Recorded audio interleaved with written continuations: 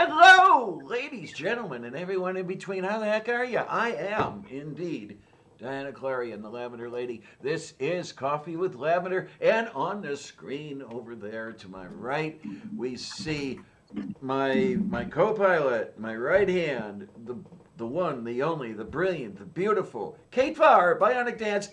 Hello, dear. How are you? I have definitely been worse. Still waking up, but hey, Chipper, Wakey, how are wakey. you? Oh, a little bit this, a little bit that. Good for me, good for you. What am I talking about? I have no fucking idea.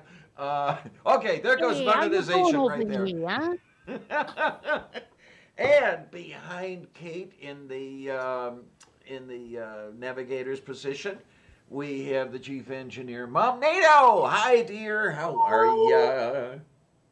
I'm not too bad. How about you guys? Well, of all the mornings I've ever had, this is definitely one of them. Yes. And hello to Greg in the chat. Hiya, how you doing? Yeah. Well, I'm a little Yay! upset. My Bluetooth headset just crapped a brick. Oh I've no. often wondered why they call it Bluetooth. I actually thought, and I was totally wrong about this, but you remember there were these small little PDA devices called Blackberries? Yes, yes. Yes. Well, I figured if you eat a blackberry, your teeth get kind of bluish, so Bluetooth. I was totally wrong about that, but it's a reasonable logical progression. But to this day, Yeah. I don't know why it's called Bluetooth, or why that device is called a Blackberry for that matter. Either that or it's gotten caught in an endless loop and I'll have to turn off the tablet and restart it, and I don't want to do that right now. So Oh fuck it. my, oh my. Yeah, I have nothing Oh, but here we go. I have. Oh, weird. Oh really? What? Okay, so What? the name Bluetooth is an anglicized version of the Scandinavian, I'll never pronounce that, Blatan,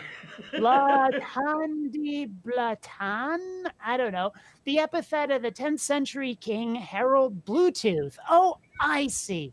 Who united dissonant Danish tribes into a single kingdom. The implication is that Bluetooth unites communication protocols. The idea of this name was proposed in 1997 by Jim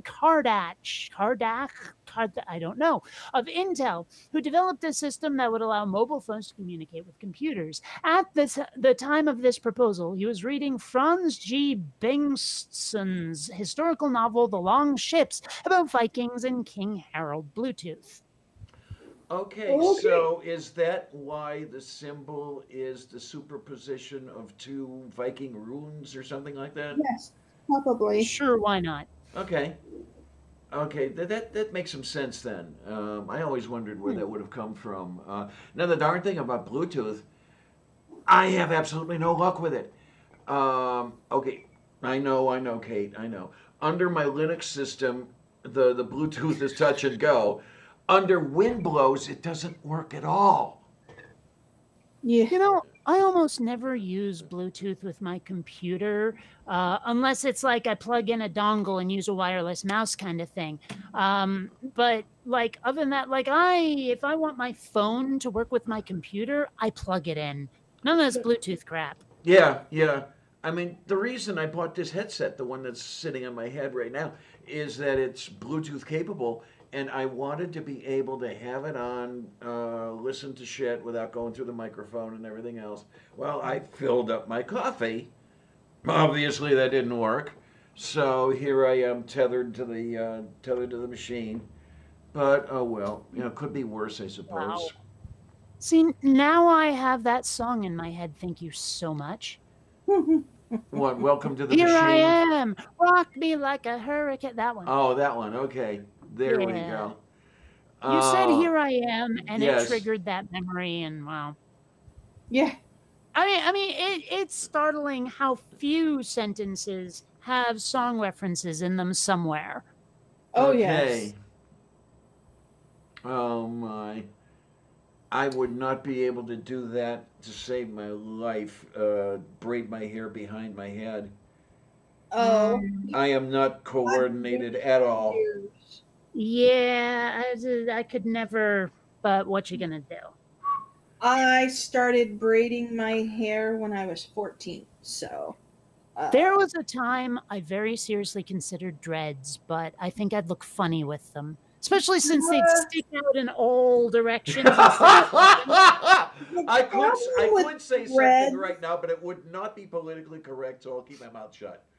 Well, I was Um, thinking about those weird, like, sea mines that they would use. oh yeah, okay, that look like the coronavirus. Yeah, Yeah, those. yeah, okay. Yeah, no, my thing about dreads is that you have to tease the hair into strings, basically, of matted hair. Mm-hmm. So, no. Well, I mean, like, if I could get something vaguely similar to, say, Dave Lister on Red Dwarf, I might consider it. Although, when Hmm. you really think about it, what he has is a dreadlock mullet. Yeah. Okay, okay. But I mean, if I could get hair that long, I might be a happy camper. And I've seen some women who do like the tiny little ass braids, and those look cool too. Now, I've Cornrows. always wondered about those, though. Okay, when you do the braids or you do the dreads or whatever it is, of course, your hair is still growing. Mhm. So at some point, there's going to be, when you're looking from the end up toward the scalp, there's going to be a point where the braids end and the New hair straight, begins, the new yes. hair begins. Now, what do Yeah. you do about that? Do you periodically take that shit out and then redo it? Yes. And I guess you have to. it's Yeah. gotta be a pain in the butt. Okay. No, it's going to be a pain in the scalp, Well, really. that too, But yeah. I mean, maintaining dreads would be so much easier because all you do is take a comb to it backward. Whereas with the braids, that's a little The more like extension, yeah. labor intensive. If I was going to do that, I'd probably go to like a stylist or something Yeah, and say, well- "Here, do." Most of the when you're talking about ladies with cornrows, they've got extensions in, and their hair is actually really short. You just don't realize it because they Oh, take small clumps of hair, attach the extension, and then braid the extension. I wasn't even necessarily thinking about cornrows because if I assume cornrows are the ones that stick onto the scalp rather than falling like regular hair until no, it gets no. too long beyond the scalp. They call them, any of those braids are called cornrows. It's just Really? because it That looks doesn't make sense. like a bunch of corn in a row. Yes, but I thought that's why it was the ones that stayed to the scalp, because they stay in rows. Whereas if you just braid them and let them fall, that doesn't look like cornrows at all. I'm pretty sure it's still called cornrows, but I could be wrong. Well, not the corn I had for dinner yesterday, anyway. I mean, jeez, man. That's really great. But yeah, those are all probably even the ones that you start up here and don't attach to the scalp. They're still hair extensions because most black women have problems getting long hair. Yeah, yeah. Yeah, goodness knows. Like I don't have the easiest time getting like long hair. Because I take the flat iron to it, it tends to break off right here. I was going to say, Right. you're stuck there pretty much, right? At that length? Pretty much, unless there's like some sort of way to like take hair that is just barely grown, make it straight in a non-damaging way. Well, that's kind of a contradiction in terms. And you pretty much have to damage it in order to get it straight, don't you? Well, sure, but I mean, taking like literal iron to it is really bad. What the hell did you just dump over? Oh, jeez. Oh, I will be right back. She'll be right back Okay. after this message. Yeah. Oh, my word. It's The not- kitties are hell. Oh, man. Got you, stinker butt. I got you, my stinker butt. Okay, it's nothing breakable. It's a bunch of Okay. cardboard boxes, but still. As you said earlier, yes, it's that constant reminder of why you do not have and will not have kids, right? Oh, and I can't even begin to tell you. Like, if I have this much trouble with a cat, and it's significantly more expensive and can argue with you. Yeah. Oh, God. Don't Wow. even remind me. Yeah, when they learn to say no, that's when the trouble starts. Yeah. And Yes. speaking of, That's when the threats to bury him in the backyard come in.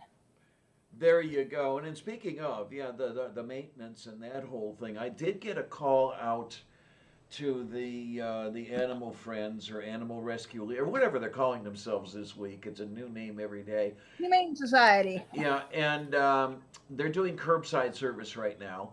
So I Mhm. thought that I might wait a little while to see if they start letting us in. Sorry, What what was the? that? To see if they'd start what? You Oh, really seriously broke up there. yeah. I thought I would wait until they started letting us into the building. Um, and if they don't do it if they don't do it by July, then I'll just do the curbside thing. But I'm so confused. I've missed all context. break- What are we talking about? oh, the She little breaks one, Sylvia. maintaining the little one, Sylvia. So taking her to a vet then? Yeah. Mm-hmm. You couldn't To just have say that. her to have her insides cleaned out Yeah. and removed. So yeah, because she's broken. You know, you have to get her fixed, and well, she does need a few vaccines and stuff like that as well. So let's take care of that shit. Um, yeah, but it's I don't know. It's just a matter of preference. I think if I could, I'd like to be able to go into the building with the carrier and the kitty inside. If I can, that would be great. If I can't, well, then I can't. I'll just have to deal with it. I'll give it a little. And all I got was a recorded message, by the way, with when I did call them. But at least I got a message. Yeah. Ugh, Yeah, and okay, I gotta go again. Xander dumped something again. This time it no, might be important. Oh boy. oh my. Yeah, let's not break anything that means something important. Yeah, which kind of brings us to the title here. Title of this stream here is Red Light, Green Light. It seems elsewhere in the country, I'm not sure how things are going. Here in Pennsylvania, allegedly, we're going to what they're calling condition green for the coronavirus stuff, which isn't as green as it sounds, really. No. So There's basically opening up then? basically opening up, but when I'm reading what's going on, it's not opening up as much as green light sounds like it should be opening up. Still a lot of restrictions. I'm not complaining. Don't get me wrong. It's really weird. Let's see if I can do this correctly now. I'm actually trying to do stuff here. Okay. If I can manage to share this, here we go. From the WESA, which is the local NPR affiliate, we have a little pie graph here about how people feel about the opening up. And if you'll notice, almost 3/4 don't feel comfortable about this whole thing. You've either got uncomfortable here in the green or very uncomfortable here in the purple. Is it showing up by any No. by the way Not yeah for us, no. oh okay, yeah, it's showing for the YouTube people. I have to work on a way to show it to us. Yeah, it's a pie chart with 34.7% feel very uncomfortable, 34.7% feel uncomfortable, 20% are neutral, and then you've got really small slices of cheesecake over here about very comfortable, comfortable, and then lost and confused, which I thought would be most Yinzers, but that's beside the point. See, the thing is, though, there is a way to present with us showing it. You just can't use Google Meet to do it. You have to use StreamYard. Okay, I got you. So yeah, we're gonna have to thingy do that thingy do or something. I just threw this together this morning, just something to get it out there, and yeah, as usual, it's only a half-hour's job, but yeah, it amazes me though that the Yinzers, for whom I have little enough respect, are uncomfortable with the way things are being handled. It seems I think it's gone Okay, a little too rewind. quickly. What the frig is a yinzer? A Yinzer is a Pittsburgh resident. The name comes from the yins being used as the second person. You know, like in Philadelphia, you've got yous, or in Brooklyn, you've got, here in Pittsburgh, it's yins. Oh, You know, like, okay, let's see if I can do it the way they do. Is yins going downtown? Um, I see. yeah. Okay, I did. We don't have either here or in Seattle or Vermont an expression to describe those who use certain words like that, like Okay, slang and stuff. We okay. just don't have that. Um, I mean, like in Vermont, we'd make fun of people from certain parts of the state, but not because of how they spoke, but rather because of how they behaved in their social class. For example, it was totally acceptable to make fun of people from Colchester because they're all uneducated, toothless rednecks. Well, not so much toothless because we also called it Skullchester, as in the tobacco that you chew. Okay. So, that was okay. But we didn't have anyone where it's like, okay, you speak this way and thus we will name you after the way you speak. That just isn't a thing. Yeah, the locals have even appropriated that for themselves, the way certain other derogatory terms have been appropriated by the people to whom they've been applied. You know, like Hmm. my kind of people have adopted, um, some of them anyway, have adopted transy. I know I have, just to use it to let people know you're not going to hurt me with it. And then you've got other You got demographics like that, the African community or the African American community who, for some reason, have decided to appropriate the N word for themselves. yes, yeah, that's another one. I wanted to tread lightly around that one because I know you can get yourself spanked pretty Well, hard. sure, but I think that it's totally legit to say N word and have it work out okay. Yeah. That's the other thing. As long as you're just discussing it like clinically, I think they won't mind so much. If you're doing it to hurt people, it should be okay. Well, I mean, it should be not okay. It not should get you okay. blocked, Yeah. whatever. Now that's the But interesting thing, though. You are not supposed to say the word to which N word refers. So you hmm. say N word. But the thing is, when you say N word, everybody knows what you're saying. So aren't you saying that word just in a disguised form?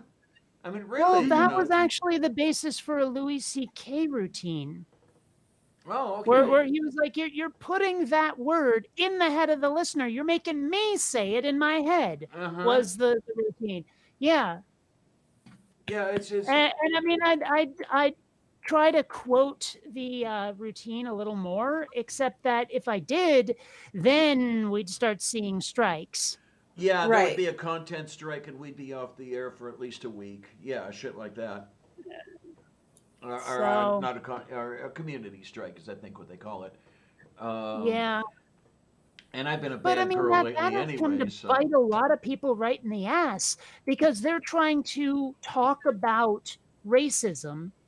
And by doing that, YouTube decides you're racist. Yeah, Like Right. yeah. you can't call out people for their shit without like getting strikes. It's Right. such bull. I It is. remember the first one I remember is a YouTuber by the name of Skylar Fiction got called out for talking about Matt Powell and his all gays and etc. must die. Mhm. Skylar got the strike for simply talking about it in an informative manner because he got the hate speech. It was eventually reversed, yes, but he had to go through a whole bunch of shit in order Well, to do I it. actually had like I think it's still up, but I was like I think a video was demonetized, although I'm trying to remember, they might have removed it, where it was me in a live stream with a bunch of people, including Steve McCrae, and Matt Powell was there, and I challenged him to tell me that I should die for being a lesbian, and he wouldn't do it. The little prick wussed out. I remember you talking about that when it first you happened. told us about Yes. that. Yeah, but I mean, YouTube decided that video was beyond the pale. Yeah. So I was like really disappointed because I'm sitting here calling him out on his bullshit, and they're like, "Yeah, but it's bullshit." Yeah, where they get their ideas of what to call out and how to do it, I have no freaking idea because it's all backwards. Mm-hmm. Yeah. Oh, did I ever tell you about the time not too long ago, actually, where Facebook gave me a month in jail because I had posted a picture that they decided was like their algorithm decided was too risque. So I demanded a manual review. They reviewed it and said, okay, yeah, it doesn't go against our community standards. After all, we're reinstating your post, but by the way, you're still banned. Oh, I remember you talking about that. Yeah.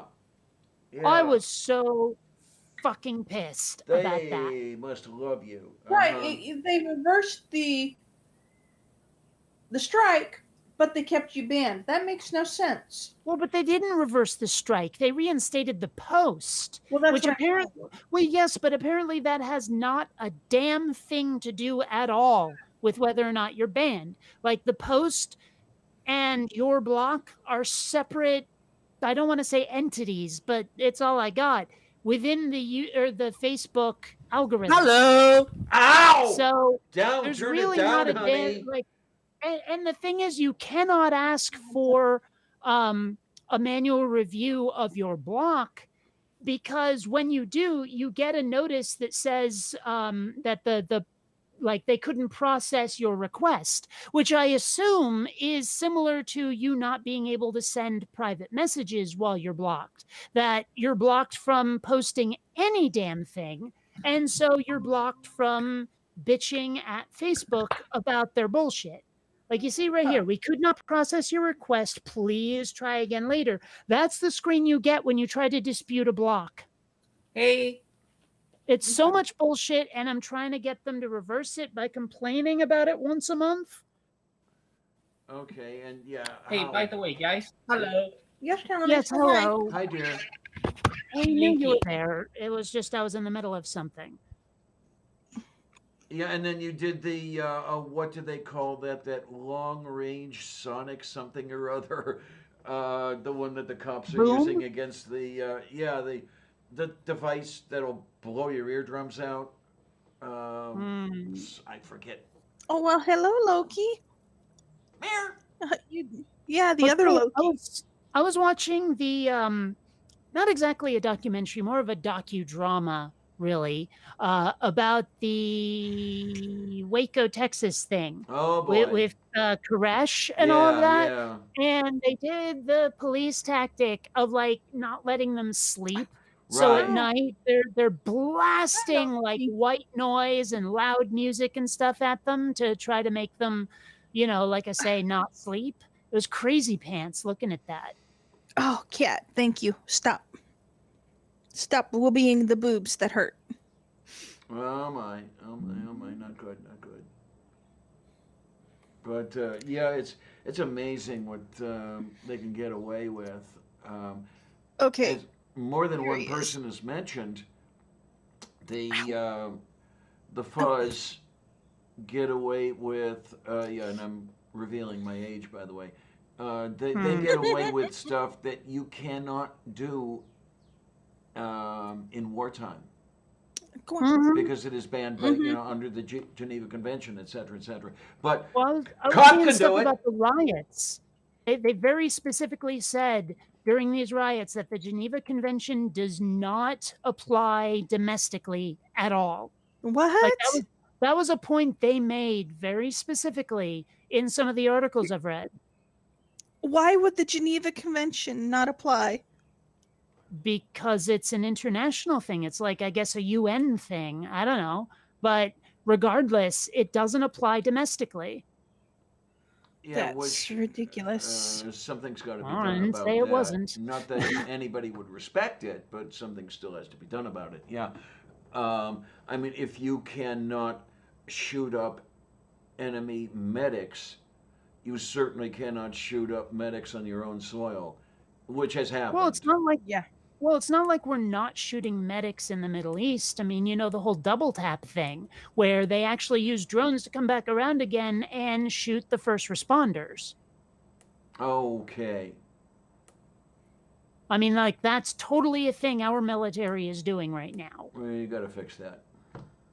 I'm not saying you don't. I don't care who it is. Yeah, you got to fix that stuff. It's going to take a very, very long time to fix what's broken, if it can ever be fixed at all. And okay, this is where the whole system where you've got elected officials making these reforms via legislation kind of falls apart, because the elements that are doing the nefarious things don't like the reforms, so they vote out the reformers and vote in their cronies again, and you're back where you started, or even worse off than you were before the whole thing started. I mean, if you want a system that's anywhere near democratic, this is what you have to put up with. But sometimes I have to wonder, I'm only half kidding when I say that the U.S. needs an autocracy with me as the autocrat, but that's beside the point. Well, it's funny you mention that, because I posted on like Twitter and Facebook that I suspect I am going to be the ruler of the earth, simply because so many people are choosing not to follow social distancing and masking rules during this pandemic. I mean, like, there were people just yesterday having some sort of barbecue or picnic thing out in the courtyard of our condo complex here. Oh, good Not God. a mask in sight. There was nearly like a dozen of them. They were hanging out there for hours. And they I might have been crazy? tempted to, well, probably, although actually I think they're not crazy. I think they're just stupid. I was tempted to crash the party because they usually don't mind that, except I realized not now. I'm not going to. Not with a pandemic. So, but I mean, there's people doing that. There's all these protests in the middle of a goddamn pandemic, so I'm sitting here thinking all of you idiots are going to die off, and I am going to rule the earth. Okay, then. It's Although, I simply don't know. by attrition, I do Just wonder, by though, attrition. if protesting during a pandemic is... Okay, hang on here. It's tornado. Yep. There we go. Hey, sweetie. Protesting during a pandemic is what? I'm wondering if that's the way to go, because, okay, look, so many people are out of work because of this, and they're around to protest, whereas it's been said that, some of the protests in the past have burned out because people had to go to work and everything else. Right. Now they got all the free time. Yes, but they're also committing suicide by virus. Yeah. And that's why I'm glad that A, I don't have a job, B, I don't have anywhere to go, and C, there's no protests in my town, so D, I can't commit suicide by virus. Don't cry You too can hard, still Mom commit suicide by NATO. virus, but not for protests. Oh, you guys thought I was slighting him. I meant literally he's unable. But still, I mean, it's just these people were out there, no joke, like partying. And I can't fault you for wanting to party, but at the same time, now is not the time. Maybe But when the thing is, virus like the vast majority of them are like 20-ish or somewhere thereof, and a lot of them are also in the military. So Oh, God. I can kind of understand the lack of caution involved in making the decision to partay during this crisis, but at the same time, ugh, Suicide by virus? Now, I like being alive. It might well be my favorite thing, right? Mhm. And these people apparently not so much. I'll admit it, I like being able to do the whole living thing, which is also yeah. why I'm glad I'm not in the Kind of what military I just because said. Now I'm looking here. I have an article from the Washington Post. I believe it was published yesterday. That listed by state the various statuses of rules and restrictions and stuff like that. What I'm Mhm. seeing here is your state, okay, the great state of California, seems to have major restrictions that vary by region. Are what about you, Florida?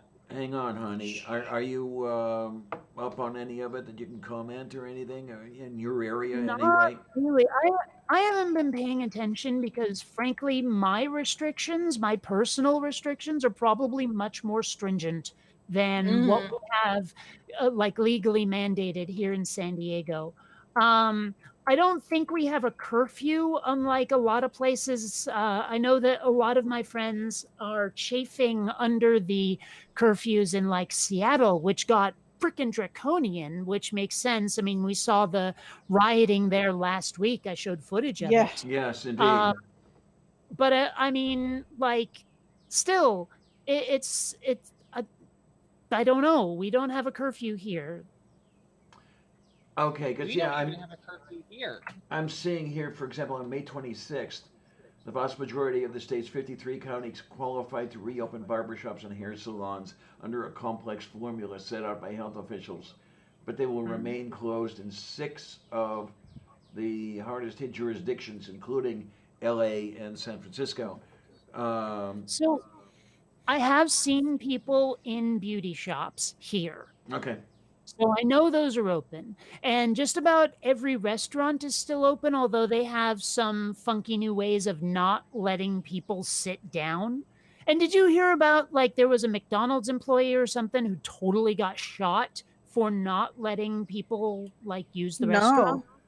Yeah, there I was like think, I want to say it was McDonald's. I don't remember, but it was definitely fast food where some people had gotten like really huffy about not being able to use the dining room, about only doing takeout, and so they, no joke, shot a couple of employees. Oh my I gosh. think I think I remember seeing something like that. Yes. Well, I know when I went to Taco Bell the other day and went in to pick up my order, they actually locked the door behind me so that no other customers could come in until I left. Okay, Well, the way then. they're doing it here, like I got a Total Jones for Chinese food, and Oh, I was in the area, and I was like, I don't want to go to China Express, but I'm gonna go to China Express, and or no, sorry, Panda Express. Why do I keep saying China Express? It's Panda Express. Whatever. I went, and the front doors were open, but there was a table blocking the way. You mhm. order at the table and then go around to the exit side to pick up your order. Okay. Oh, Right? that's So so Okay. cool. nobody actually goes inside the restaurant if they're not an employee. And just about every place, like the frozen yogurt place not too far away, is Mhm. doing that too. Like everything. Interesting. Yeah, So my favorite Chinese buffet is doing the takeout only, and that's Mhm. something that turned up here, which is really interesting. And here in Pennsylvania, the Washington Post article says, what do we have here? Um, Restaurants and bars are still limited to pickup and delivery. Okay, that's as of Mhm. Well, that's like places like Burger King are doing free delivery. yeah. Okay, and there was somewhere I saw. I don't know if it's this article or another one where fruit and salad bars, for example, are still closed Mhm. wherever you go. Um, so, okay, Hmm. this is pretty much rules out the buffet for the time being anyway. Because what I want to do is when, yeah, it's when the place is open for seating and you can go in and you can do that sort of thing. I will not eat for 3 days and then I will go to this place, and it's, oh, you again, hi, I'll get my money's worth. No, I know people look at me when I'd say I like this place, but I do, and Well, I'm sure every buffet place, every all-you-can-eat place, every salad bar place, I'm sure that every last one of them is closed. Yeah, well, the one I'm talking about, they are open for takeout because they've always had. You can go in there and you can go through the thing and get food by the pound and pay for it.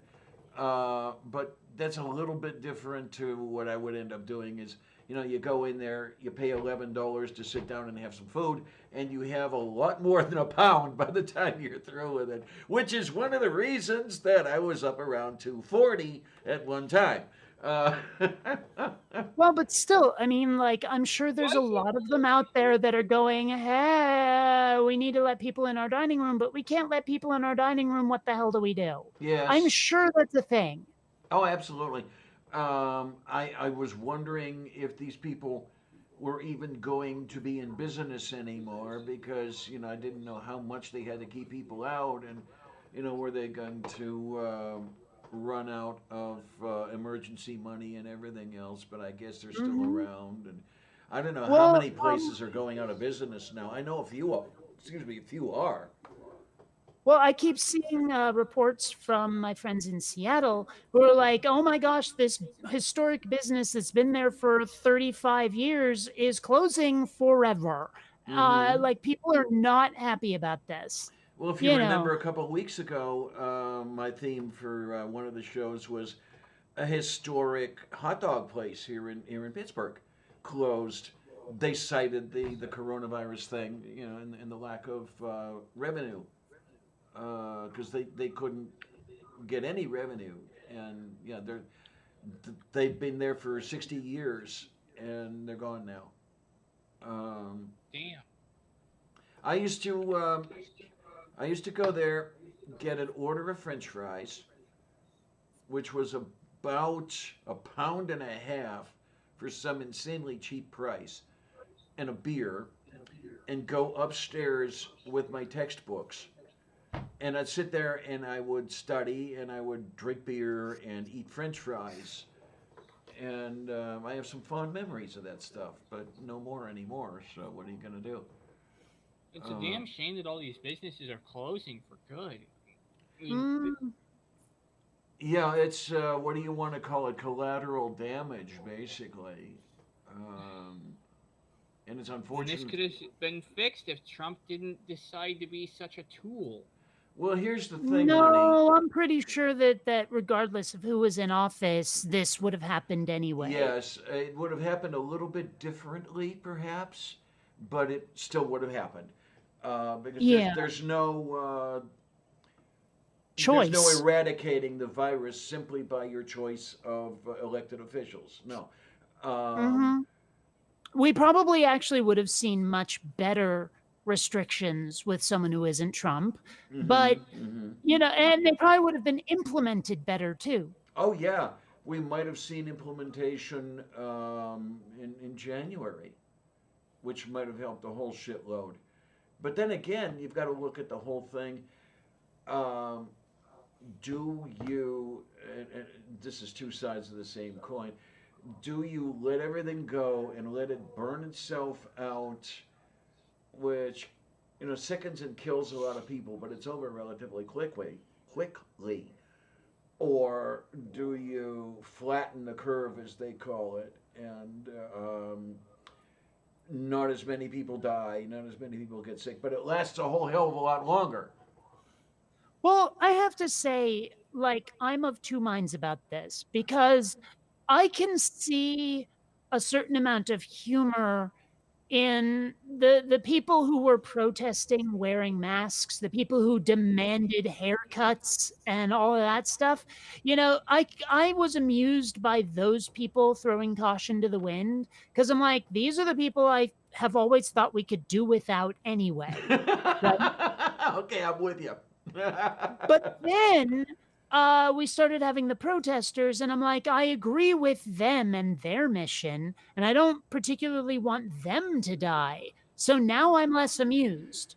But Mhm. I also, like I said at the beginning, I like jokingly suspect that I will be one of the few survivors and thus will rule the planet simply because I'm taking more than adequate precautions. I mean, I'm still wearing gloves when I might be touching, say, an ATM or some other device with a keypad. Okay, but please tell me that you're using the gloves correctly.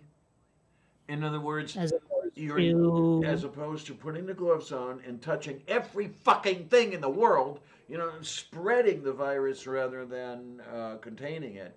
Whereas, wouldn't I be doing that with my hands anyway? well, the whole point about the way medical personnel, for example, use the gloves, you use them on in situ basis. You put the gloves on, you do what you have to do, you throw the gloves away, and when you go on to do the next thing, you put another pair of gloves on. Yeah, well, no, I'm not doing that. The way I figure it, I'm not protecting the rest of you fuckers. That's a byproduct of what I'm doing. I'm Okay, protecting me not a with those bad. gloves. That's why I described it as if I might have to touch a keypad. Like if I go to the bank and I have to enter in my PIN, I'm not touching that little keyboard because nobody is cleaning it. And Yeah. so someone who might have the virus has probably tapped in their code. And I don't want to catch their cooties by touching that keypad. Same thing with the screens at the self checkout in the supermarket and all of Yeah. that stuff. I wear gloves just so I'm not touching everyone else's shedded skin.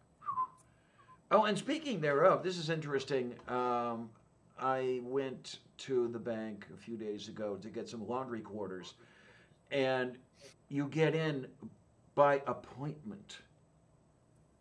They Hmm. won't let you walk in. You call ahead and get in, or you get served at the door, which is what I got. I got $30 worth of quarters there, but the person poked her head out. Hi, what are you here for? Well, I'd like to get some quarters, please. I'd like to withdraw from my account. I said, oh, okay. I'll get you the paper. Goes back in, locks the door, gets the paper, comes back up, pokes the head out, hands it to. A lot of poking and withdrawing the head with the door locked in between. I mean, if that's what they want to do, that's what they want to do. You just deal with it. But yeah, that's.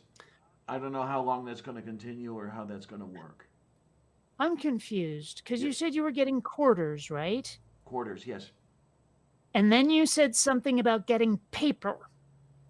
Oh, the paper was the form that you fill out to affect the withdrawal, the withdrawal slip. Oh. Yeah, they have See, if you I fill wanted out one of quarters, those. I got to admit I would have used a different procedure. If I wanted quarters, I would have gone to like the ATM or something, withdrawn the cash for the amount of a roll of quarters, and then just handed them a bill and said, "Give me a roll." Oh, okay. I just kind of combined the two into one. Um, But it sounds and like more of a pain in the ass, honestly, filling out paperwork versus using the ATM. yeah, I get where you're coming from there. Plus, I'm not sure I remember my ATM card pin anyway, but that's beside the point. I think I know what it is, but I don't want the machine to eat my card because I put the wrong number in there. So I'm curious whether you agree with me on a certain point. On a certain Um, level, yeah. Do you get annoyed like I do when someone says PIN number or Oh my ATM God, machine? I cringe. I cringe. Yes, Yeah, absolutely. yeah. And I everybody looks at me and say, "Well, what's the big deal?" I said, "What? You mean a personal identification number? yeah. Is that what you're talking I, about?" I also kind of want to slap people when they don't get correctly the difference between upload and download, Oh where it doesn't Lord. matter what they're doing. If they're transferring a file, they say download no matter what, kind of like the people who say dice as a singular. Yeah. Okay. Yeah, Hey, I'm all it's better just, now. no, I actually know the difference between downloading and uploading. Download is putting something yeah, onto we you. know. Well, I'm We sure know the we know that, difference. but Yes. most of the trolls don't. Is the point? Is most of them seem to think, "Oh, I'm going to send a file to you. I'm going to download it to you." Oh no, you're not. I'm Yeah. going to upload it to you. Yes. And so, I mean, it just, it, I just, it, Tornado, anyway, come here. Yes. yeah. Yeah. Tornado, come here. I don't know what I just said. I really don't. So don't even. Oh my, oh my. It's just, it's one of those things like, yeah, Well, and Robert, code, Robert X my says, your personal identification number code. I mean, yeah, I guess it can work, it's still but kind of redundant, though, isn't it? yeah, but I mean, not as redundant as PIN number. Yeah, and then of course the automatic teller machine. Yeah. But a little I while and, ago, and I mean, I know there's going to be someone out there who probably wants to accuse me of being hypocritical, because like I insist that it's GIF and not GIF, and they're like, so it's a graphics. You know, I'm like, no, it's not graphics, but neither is it, judge when we say judge advocate general either. So it's not hypocritical to bitch about other people getting things like pin number wrong. It's just, it's two different things. You can't equate the two. well, the one that gets to me, and everybody's going to tell me that it shouldn't. I know. But the back formations with acronyms that end in the letters ER. Okay, so they speak of, okay, I'm going to laze the target. Oh, so you're going to light amplification by stimulated emission the target, huh? Yes, No. I know. But still, it's I mean, I get it, but what else are you gonna call doing that? I'm going to lasery. I mean, what do you call it? I'm going to illuminate the target. No, because And I've that. actually heard the term used. Well, but the thing is, okay, here's the thing about that. If you're going to just illuminate the target without affecting it in any other substantial way, okay. But if you're going to be cutting with that laser, Oh, then I'll I cut the think it's target. more than. I don't know. Yeah, you know. I get why people would want to say that they're going to laze the target because let's face it, it sounds sexier. Okay. It does. You know, I'm going to laze the target. Sounds really cool. It does. Picture I mean, what Jessica can you do? Rabbit saying that, and let's see where we go with it. Okay, I think you took sexier the wrong way. I'm Just famous saying. for doing shit like that. Yeah, take this the wrong way. Yeah, I don't know if famous is the right word. Infamous might come closer. There you go. There you go. Yeah. Notorious. How's that? Nah, I like the other one. Okay. Oh my, lace it. There you go. I like that. Now wait a minute, Robert. I see. I'm not sure what you're trying to do here. The 3/4 symbol, a black rectangle. Is there a meaning that I'm missing? Yeah, Beth. That's paint the target. That's another one.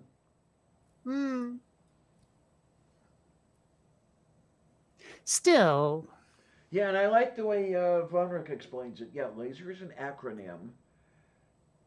Using only part of it is disallowed. but I mean, again, like if you expanded the acronym to its full and you said, I'm going to light amplification by stimulated, what's the E is emitted Emission. radiation? Emission, yeah. Yeah, that's what I thought. But I mean, how do you turn that into a verb?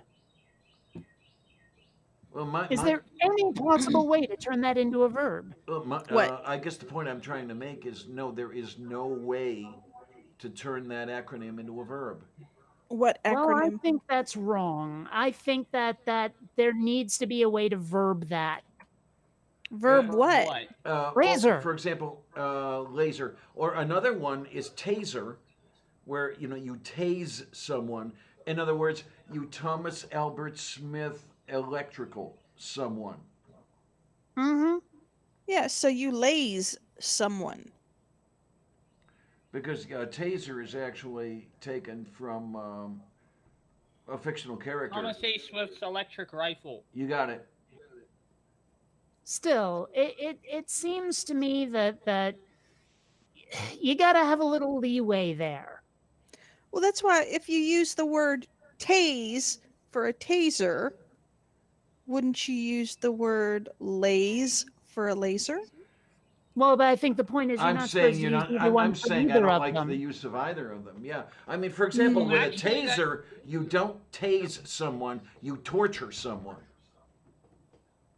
Hold on. Because that's This the is way true. they're so One of- often used. One of my favorite episodes of the show Mad About You is the one where Paul mistakes a taser for his electric razor. Oops. Oh God. Oh no. And like it happens off screen when he uses it, you just hear this zorch thud. And everyone runs over to him and they start picking him up and going, "Are you okay?" And with this dazed expression on his face, he goes, "Why do I smell toast?" It's one of the funniest moments in any sitcom. I absolutely adore it. But, My. Why do I smell toast? I have never been tased by a cop. I mean, I'll go ahead and use it I've because that's what you want to hear. But I've come close. I've never been tased by a cop, but I've sure gotten an electric fence across the ass. oh, why? I had. Because okay, you got to understand I was raised on a farm, and when animals get loose and you have to duck through the fence line to go after them, you tend to get shocked if you're not careful. But why would you? But, I mean, I didn't want to. Now, It just happened. a good long time ago, while I was getting the tests that finally led to the diagnosis of the slipped discs, I had an electromyogram. That was shitloads of fun. The Electromyogram. the person Okay. put a needle up into my shoulder, Oh, which was connected to a lead. It picked up electrical signals, and then took a cattle prod to my wrist. Yeah, and it felt like the thing felt when I got hit by 400 volts from that defective elevator panel. Oh It my felt like God. my arm was coming off. Oh, Ow, Lord. ow, ow. I had a slip disc once. That computer never worked the same ever after. I don't I even want to get it. think about what they're going to have to do to figure out what's wrong with my shoulder. It's called a spinal tap. No, I certainly No. hope No, not. so it'll be turned up to 11, is what you're saying. And she'll have to No. she'll have to go to the clinic in that particular city and say, "Hello, Cleveland." Yeah, what the hell. At least you don't have to go and see one of those proctors from Egypt. I What? get It's a- it. Yeah, well, I'll just be over here. Oh, let me turn the sound back up because that "Hello, Cleveland" kind of activated the automatic gain control. I wish. And now that song's in my head. Thank you so much. Yay! Oh What'd man, you do, Mom? I wish I could figure out a way to defeat the automatic gain control on this. So many people have complained about it, and there seems to be no fix in the offing. Oh my! What I'm afraid of, Mom NATO. Spiders. Well, that too. Well, actually, I'm not afraid of spiders. I just have a healthy respect for them. I'm scared to death of them. But yeah, with the stuff with the shoulder here, I'm Mhm. hoping that you don't have a slipped cervical disc, but you might. Um, actually, the problem is probably that I have arthritis in my spine. Hmm.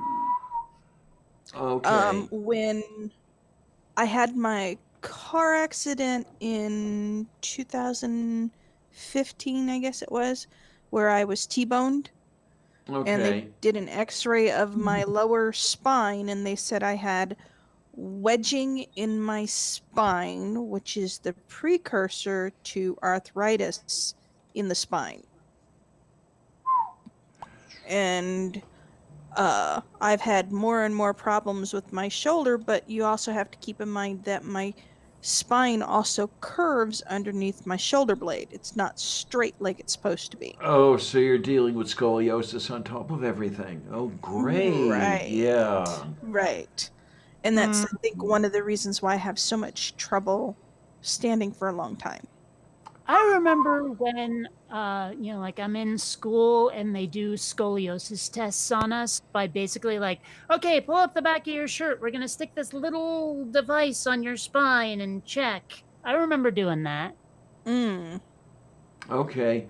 I don't remember having had that test. Well, of course, there's a slight chronological difference in school age going on there. Right. So, Yeah. Well, I know my spine curves because I went to a chiropractor. My mom took me and they did x-rays of my spine, and this was like 3 or 4 years before the car accident. And it shows, I can't remember if it's my right shoulder blade or my left shoulder blade where the spine is just doing this. oh, hi, Amiga Nuts. Yay. My Um, spine does this underneath the shoulder blade. okay, gotcha. Not fun, And not my fun, not fun. neck, instead of having the gentle curve, does this. It's actually straight. Holy shit, Yes. man. Yeah. Oh, not fun, not fun, not fun. Mm-mm. And you can see from the face on where it shows the skull and my neck, the spine connecting to my neck, where it shows the spine is off centered behind my mouth. So yeah. Yoy. Oh my, oh my, oh my. Now, what's interesting, I've mentioned this before, I'm sure I have. I have 5 slip discs. Oh. 2 in the neck, 3 in the lower back. What's really interesting is they are all on anterior curves. Wherever wherever the spine curves, forward, if you will, toward Right. the. I don't know. Is that anterior curve susceptible, especially to slipping? Or I don't know what I did, if I did anything at all, to have these slip It discs. might be genetic. Yeah, and then with that, it's like Because I will never know then because I have Right. no fucking idea where my DNA came from. Yeah, isn't that one of the best parts about being adopted? That genetic time bomb that Yeah. may go off at any Yeah. moment. Yeah, pretty much. Well- I remember when I had the appearance of when that problem first appeared, where I was having the motor seizures, et cetera, et cetera, et cetera, and I was actually hitting the deck because my legs would cave out from under me, the whole thing like this. The doctor is going over everything with me. Do you have a family history of this, this, this? I don't know, Doc. I'm adopted. And he didn't say a word, but he could just see the look on his face saying, oh, shit. Yeah. And that's gotta be the main reason that I was subjected to 2 weeks of testing. Because they tried everything. And it ended up that I have too much brain for my own good, but that's beside the point.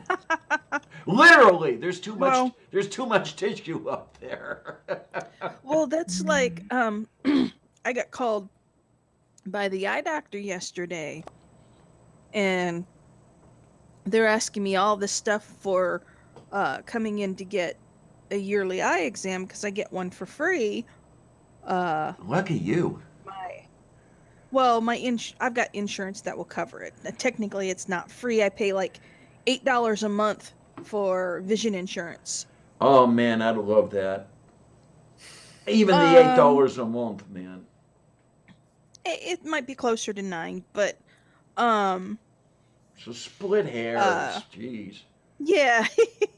Anyway, he's like, "Do you have a fever? Do you have a cough? Do you have this? Do you have that? Do you have a family history of this, this, this, this?" It's like, no, but I know my mom had cataracts. Well, I'm not worried about cataracts on family history. Just if you have them. Well, I have to look forward to possibly getting them as I get older because those are hereditary. I don't know. I'm just picturing like some comedy scene or something set in a doctor's office where it's like, "Do you have a family history of this, that, or the other thing?" I don't know. They all died at 30. Yeah, really. Yeah. Oh Ooh, my burr. word! Oh, and Oh, the air every conditioner time I just kicked do on. this, yeah, it's just the God blessed automatic gain control, and I hate that. Or that horrible HEC control, you know? Mm. Oh, burr. Burr? My It's air conditioner kicked on and it's blowing on my feet. Burr. oh Lord, oh gods, I remember that. Okay, When I'm gonna jiggle the camera around a minute. I worked at a software house, in the room where I did my coding was the same room that had several very large computers, and you needed the air conditioning system with these things because it threw off heat like Yeah, crazy. keep them cool. And it Oh, ran excuse me. through the floor, and the No. floor tiles had the holes drilled through them and everything. So yeah, you're sitting there doing the coding, smoking your cigarette, drinking the coffee. This was a while ago, okay? And you're getting the cold air blown up your pant leg. And Yes. it's like, yeah, all sorts of fun. Oh, I I had don't to think deal I've with ever that. had that. Almost every air conditioner has been window height, if not higher, when I've been in places. And when the AC is attached to the ceiling and the fan, the vents blow straight on the back of your neck. Oh. Yeah, see, let me see if I can. Okay, yeah, tilt the camera a little bit. That is my air conditioner vent Let me see in the here. ceiling. Well, okay, at least So, and it's it blows right on my feet with the angle it's at. If I'm not laying down. If I'm laying down, it blows right about shoulder to neck height when I'm sleeping. well, at least it's kind of effective. You know, it's more Yeah. effective than it would be were it in the floor, for example. Yeah, I've Um, I've had a house where they were in the floor and along with the electrical plugs because the house was so old, the coding in the house was 100 years out of date. well, And there. all of the plugs, wall sockets that should have been in the wall were in the floor. Well, All the dirt and yeah, foul crap, I'll yeah. pretty much guarantee you that that house was built without electricity, Yes. and it was retrofitted. And the easiest way to do it was to put it in the floor rather than try to fish all Yep. that shit through the walls. Yeah, Mhm. especially because it was very likely retrofitted at knob and tube time when you did not Mhm. have the sheathed cables yet. So you had to Yeah. hammer those knobs into the studs, and you'd have to tear the whole walls out for you know. Ugh. Yes. The house I My was brain working went on. somewhere horrible with knobs, but anyway. Yeah, the house I was trying to resurrect from the dead had a Mhm. very strange admixture of knob and tube, BX, you know, the gooseneck stuff, Mhm. and then non-metallic sheathed cable, you know, the Romex. That's Right. well, the house was built in 1904, I believe. Mhm. So yeah, you had really interesting shit going on. Turn of the century. Yes. Mm-hmm. Yeah, turn of that century. Yeah. Uh, Well, it's funny. There is a meme going around Facebook where it's like a teacher is going, one of my students wrote a report that started with in the late 1900s, and it took the teacher like several minutes to remember. Oh yeah, Mhm. that was a thing that we lived through, and the Yeah. late 1900s is like what, the 80s and 90s, I guess. Yep, pretty You know? much. Yeah. Yeah, It really. I get the disconnect. Yeah. Where like, yeah, because if someone said the late 1800s, we're like, okay, so about 100 years ago. Yeah. Yeah, the late 1900s, you're talking 30, 40 years ago. Yeah, something like Yeah. that. And it hits me strangely, when I think of the changes in the turn of the century, the turn of that century or the turn of this century. Okay, let's talk about the Civil War for half a second here. It seemed so long ago when I was in grade school, but Right. it was less than 100 years previous. Yeah. But now it doesn't. The feeling of how long ago it was seems to have disappeared from me. It's just a number anymore. I don't feel the 140 years or the 150 years. Whereas when I was younger, it felt so. It could have been in 1310 for the way it felt when I was 8 years old. It still feels that way for me though, because like, I guess part of it is just the disparity in technology. I mean, because we have been changing our technology, I would go so far as to say exponentially. Oh, Yes. absolutely, absolutely, yes. So like you get these people who are firing weapons that probably need to be reloaded with every shot. Things like that. I Absolutely, mean, granted, that's a little absolutely. more Revolutionary War. And No, they you didn't still have, had that. well, still, and they didn't have telephones and all this stuff, and it just still feels so long ago because the world was so different then. Where I can point at, say, like, the 1970s and say, okay, that wasn't so far off from today. Yeah, and then Right. okay, let's Just remember. in terms of what the world was like. So you look at like wars from that long ago, the world from that long ago, and it still, to me at least, feels like forever ago. Yeah, Right. and let's think, this way. Let's remember anyway. The first United States Civil War was the first war recorded on photographic film. Yes. We're not talking daguerreotype here. We're talking, the silver, silver Actual. bromide stuff. Yeah. Yes. So you talk about technology. Yeah. Wow. And yes, dear, I mean, the world changed a great deal, definitely, with the invention of the cell phone.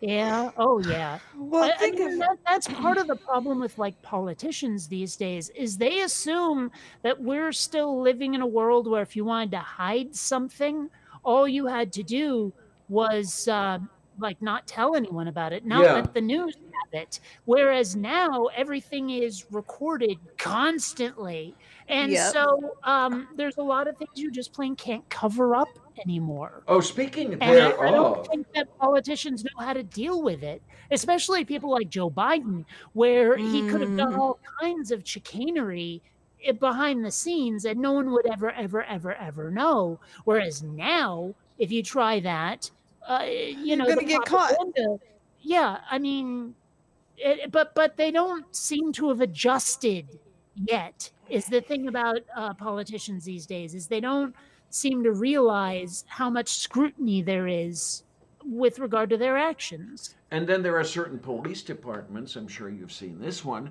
where the Tucson, Arizona Police Department is attempting to criminalize recording police activity. I hadn't heard that. Not gonna happen. No, they have introduced and possibly passed the legislation in Tucson, and that's going to be an immediate civil rights case.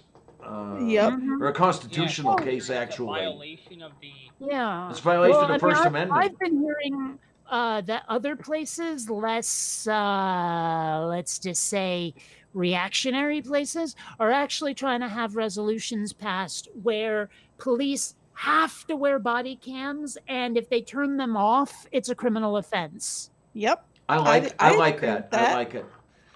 But I of would course, seriously agree with that. they'll try different things to avoid scrutiny. Well, yeah, Mhm. like, what do you mean I didn't turn it off? Sure, I covered it, but I yeah, didn't there turn you it off. go. Right. Yeah. So, Um, I don't Anyway, know. I'm gonna see about watching some YouTubes. okay, Nice honey. Okay. Bye. Brianna. You be good. I know I haven't been on in a while, but Shut up, I Clarion. guess you could say that. So see ya, guys. Take I care, want my honey. audio for YouTube to come through. So see ya. Bye. Yay. Oh my, oh my, oh my. And yeah, this particular round of protests is, I think, Oh, going to man. be, or is already, a turning point. This is a very, very significant time in the history of this country. Well, that's Yeah. the thing. I've been saying for a little while now that history is supposed to be what happened like decades, centuries, millennia ago, not during my lifetime. Yeah. You know, we're not supposed to be doing history right now. No. So what do you But- want? What do you want? Herstory? No. I'll be over there. No, it's like, you know, the Chinese curse, may you live in interesting times. I don't wanna. Not anymore. I thought that interesting times could be fun, but apparently not so much. Depends on how they are interesting. Well, The, yeah, but usually when they're interesting, it means that it's a crisis. Yeah. I mean, well, We've okay. already got one crisis going on. We don't need We another. have lots of crises. The space Right program was now. pretty interesting, but of course, at the same time, there was other interesting stuff going on that's reminiscent of what's going on today, although nowhere near as bad. Yeah. I've seen some discussion where people are thinking, okay, 1968 was worse. No, no. The very Wow. fabric of the nation was not necessarily at stake in 1968. It is now. Well, I mean, maybe if there had been a pandemic at the same time, Yeah, then it might have been as bad. yeah, possibly. I mean, I'm just saying is like, and now there's earthquakes around Yellowstone. Oh, Yes, yay! You All know, right. when was the last time someone mentioned the murder hornets? You know, I mean, like, I'm not religious in any way, but this is some serious end time shit right here. Yeah. I'll take it. I mean, what the hell, man? You know, Oh man, those earthquakes around Yellowstone, that's really good stuff. Because I mean, is that prelude to an eruption? Hey, who knows? Yes. You know? if Yes. if there's an eruption, like people are talking about how it could send up so much ash that we'd be looking at a nuclear winter type scenario. Yes. But I'm sitting here thinking, what if Yellowstone managed to set off Mount Rainier? Because if Mount Rainier goes, we are looking at the San Andreas going. Yep. And now, granted, as I understand it, San Diego is not actually attached to the San Andreas. So if it goes, we get to watch everyone else fall into the ocean, but we won't. Actually, hon, I love the way it was put on a documentary. I think it was called "The Making of a Continent," back in the 70s, I think, where San Francisco and Los Angeles are not going to fall into the ocean, but their baseball teams will become crosstown rivals again. I have no idea what that means. Okay, the Giants and the Dodgers were crosstown rivals when they were both in New York. Yeah, I don't really know what that means. one was on one side of town, one was on the other side, but that's beside the point. That's The other thing, I what's don't know. It seems, well, but why was there a rivalry? because they were both National League baseball teams. They But played why each. was They there a played each. rivalry? They played each other a whole hell of a lot. Okay. But Well, anyway, that'll make sense. But it just seems like a weird thing. well, this was when New York had 3 baseball teams. Yeah. 3. 3. Mhm. Wait a minute. Wait. Let me see. Yankees, Dodgers, Mets.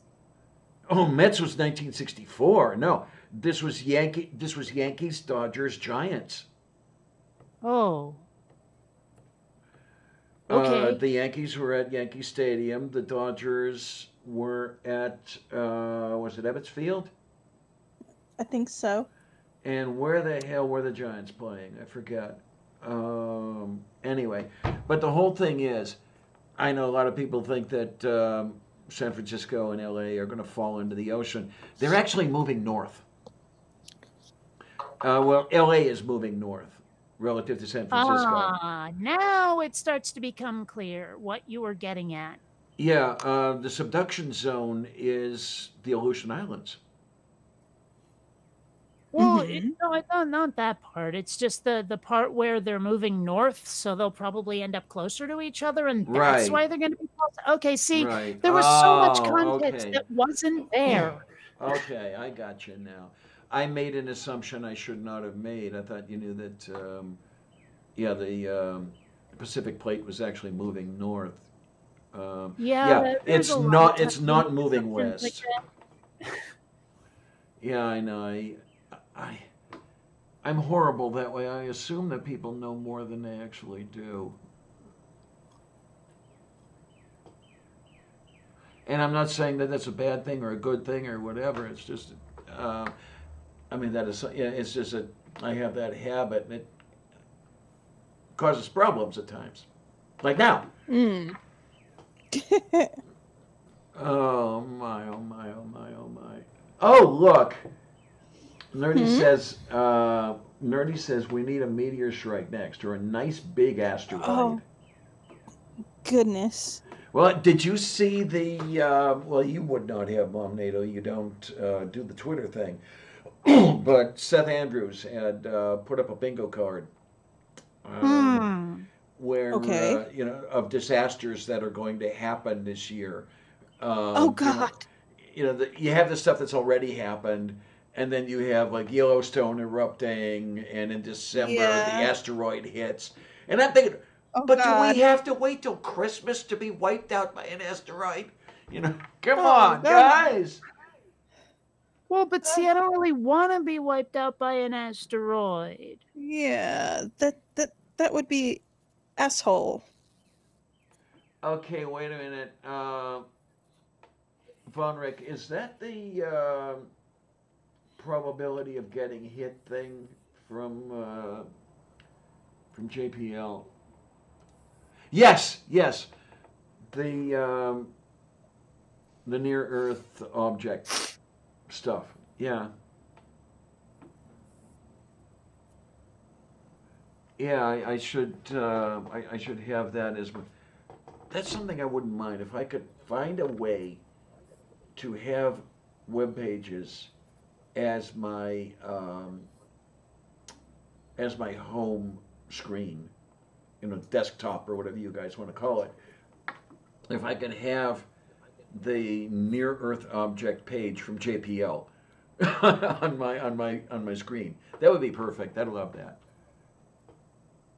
Okay. And I could cheer for the object. Come on, hit! It's sort of. Yeah, but I don't want it to hit. Oh God, look at all Aw. this. We've got 2 of them closest approach today. 2 more closest approach tomorrow. 1 more closest approach on the 10th. 2 more closest good approach on Lord. the 11th. What comet tail are we going through right now? No clue. Anyway, Yeah, I love all that stuff. Center for Near Earth Object Studies. Yay! So CNEOS. I'm hoping someone calls it Neo. Well, they've got the NEO highlighted in there. Yeah, they've got CNEOS.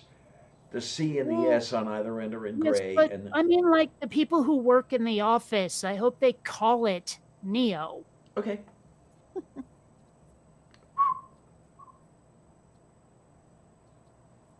That's what makes sense to me anyway.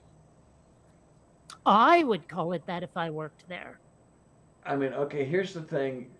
Were we to get hit by a meteor anytime soon, the only thing I ask is that it fall right on my head. Mm.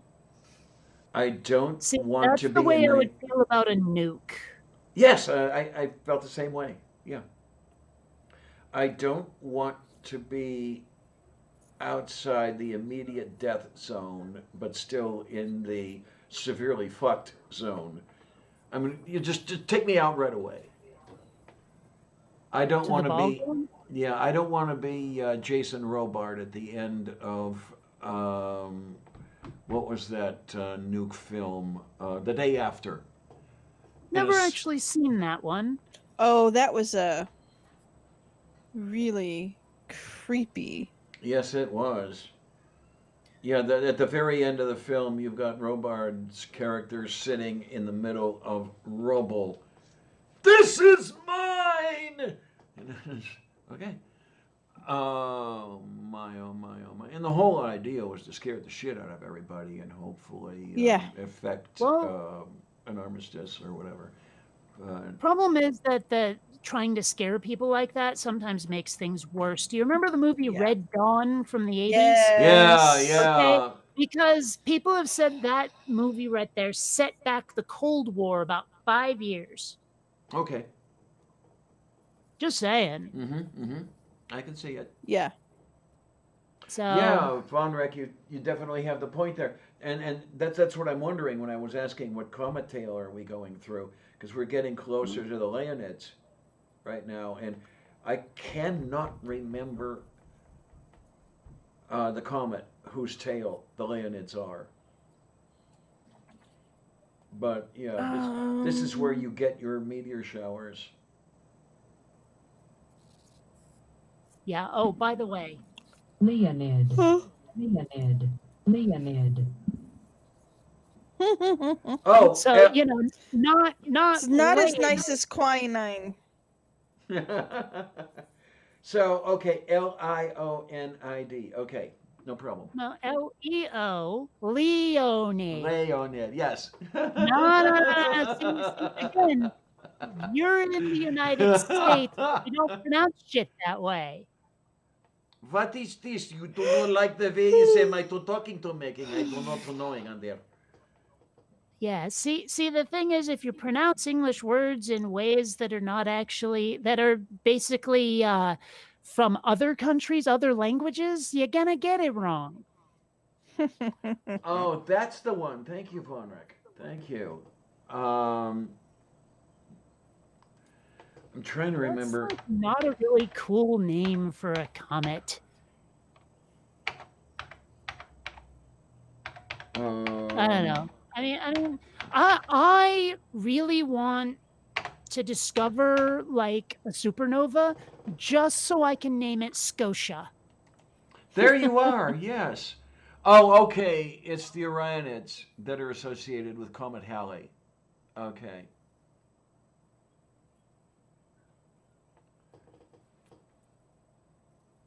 And I'm trying to remember.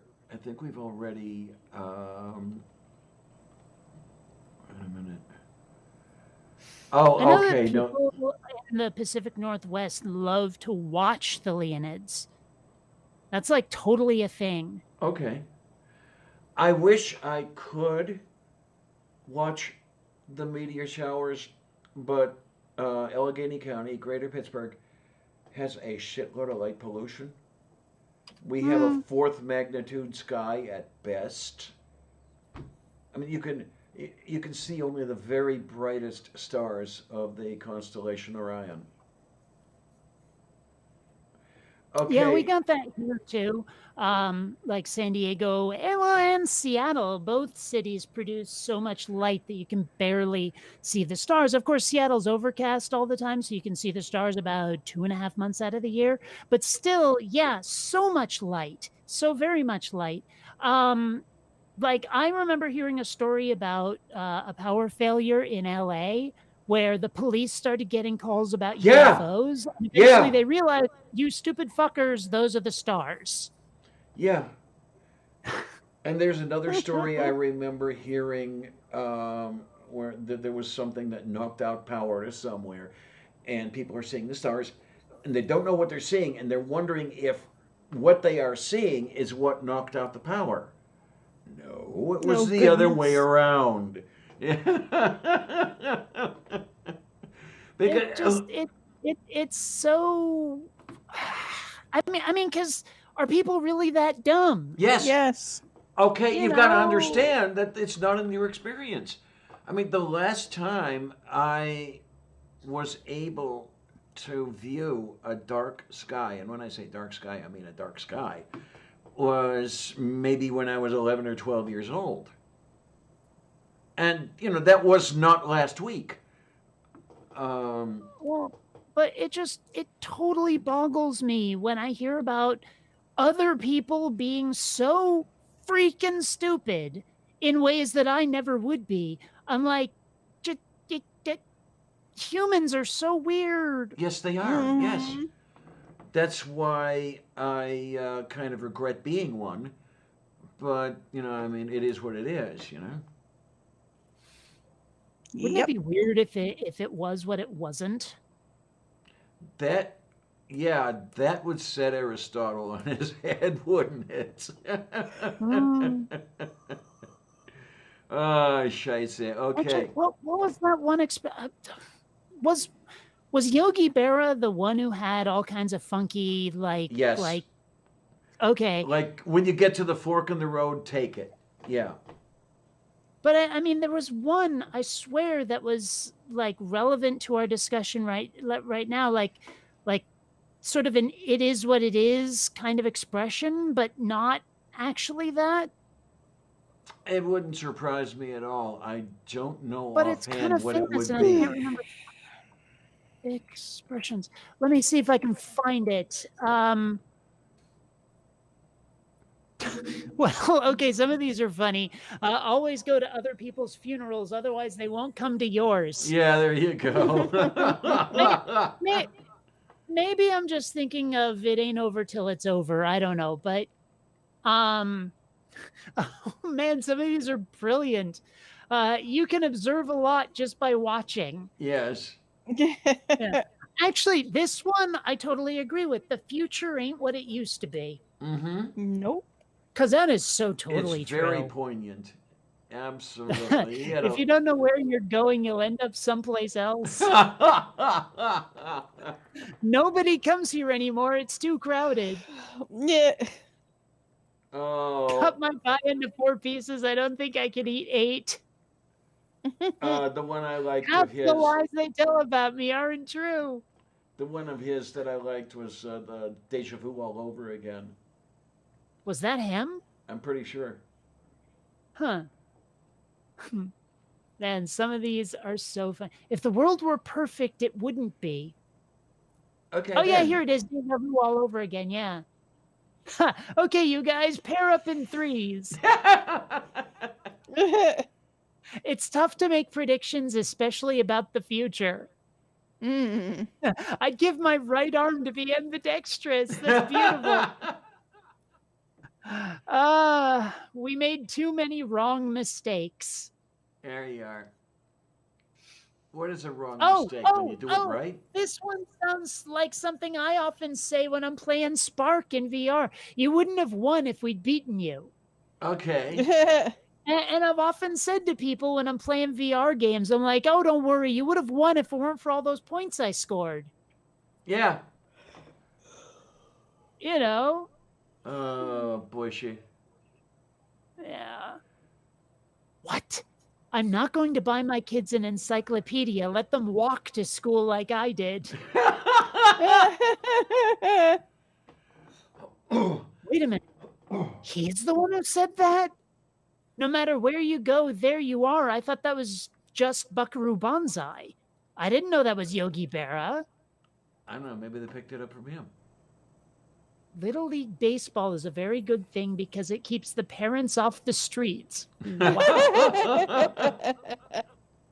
It ain't the heat, it's the humility. All right then. Oh, man, some of these are funny. Even Napoleon had his Watergate. He, Oh he was my a gem. God. He was an absolute gem. Oh, man, these are beautiful. The thing is, like, he didn't know how funny he was, did he? No, he was not trying to be funny when he would say these things. Yeah. Man. Wow. Pitching always beats batting and vice versa. There you are. No, I keep losing track, and whenever I remember it, it sort of throws me for a loop that he's been dead for 5 years. Only 5, really? Yep. 2015. I've seen like there have been a lot of times where I'm shocked that someone was still alive until they died, like recently died. You know, where I'm like, wait a minute, that guy just died? I could have sworn he was dead 30 years ago. Mm-hmm. And then there's George Carlin, who had that whole thing. You ever watch a movie on television and you're looking at these people who died 30 years ago? That guy is now dead. Yep. Yeah, I was watching Ghostbusters 2 last night, actually, and watching Harold Ramis. I was like, oh, yeah, that guy's kind of dead, isn't he? Just a little bit. Yep. Ever so slightly. Just a little bit. Ever so slightly for several years. I don't know. How do you go about being slightly dead? I'm not sure.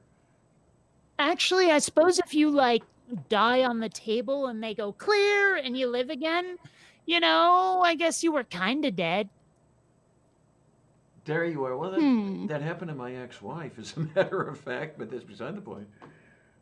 Man. She was getting routine bunion surgery and died on the table. They had to shock her back to life. Oh, good Lord. I actually don't know what the hell a bunion is. It's a painful knotted lump on your toes. Yeah. Makes it hard to walk and shit. Hers was Wow, at the it ball of her affects. foot. Wait. A big knobby thing on your toe keeps you from being able to shit? It's like bone. Yeah, I know, but that wasn't the joke. The joke was the part where you said it makes it painful to walk and shit, and I'm like, so it's painful to shit because you have a thing on your toe? Right. Yes. Right. Yes. Okay. Well, you see, the reason it makes it painful to shit is you have the hard time walking to the throne in order to sit down and do the shitting. Yes. Oh, I could easily fall asleep. Goodness. Oh my, oh my, oh my, oh my. Oh, jeez, it's only 13:34. Come on. Yeah, I know, but I've been up for over 24 hours. I'm tired. What the hell? Why were you up for over 20? What did Tornado break this time? Tornado didn't break anything. I was getting ready to go to sleep and my mom called. Ay, caramba.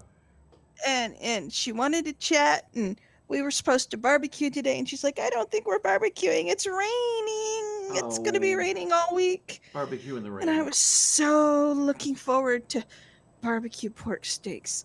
Oh, that sounds so good. Way too many things have been canceled lately. I mean, I know. Faithless Forum, the Solstice Parade, the family reunion we were going to have. Yeah. So, yeah. And, the weird thing is like that we are going to have a family reunion as soon as we can. And what, at the last 2022? family reunion, there were a bunch of relatives who were quite elderly that are now no longer with us. And so it's going to be really strange because, like, my dad's generation is now the elders of the tribe. And I'm just like, that's going to be really strange. How do you think I feel? kind of squishy, actually. But I mean, seriously, like I don't know. It's just a strange like disconnect from what I consider reality. Uh-huh. You realize I have no grandparents left now. Mm. Okay, okay.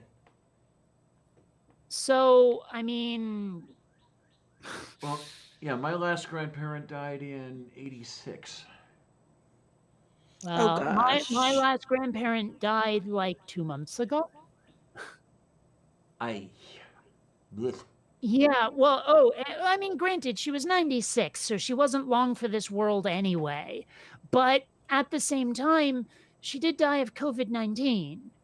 That's I was wondering whether I should advance that question. Yeah, it was COVID. Okay.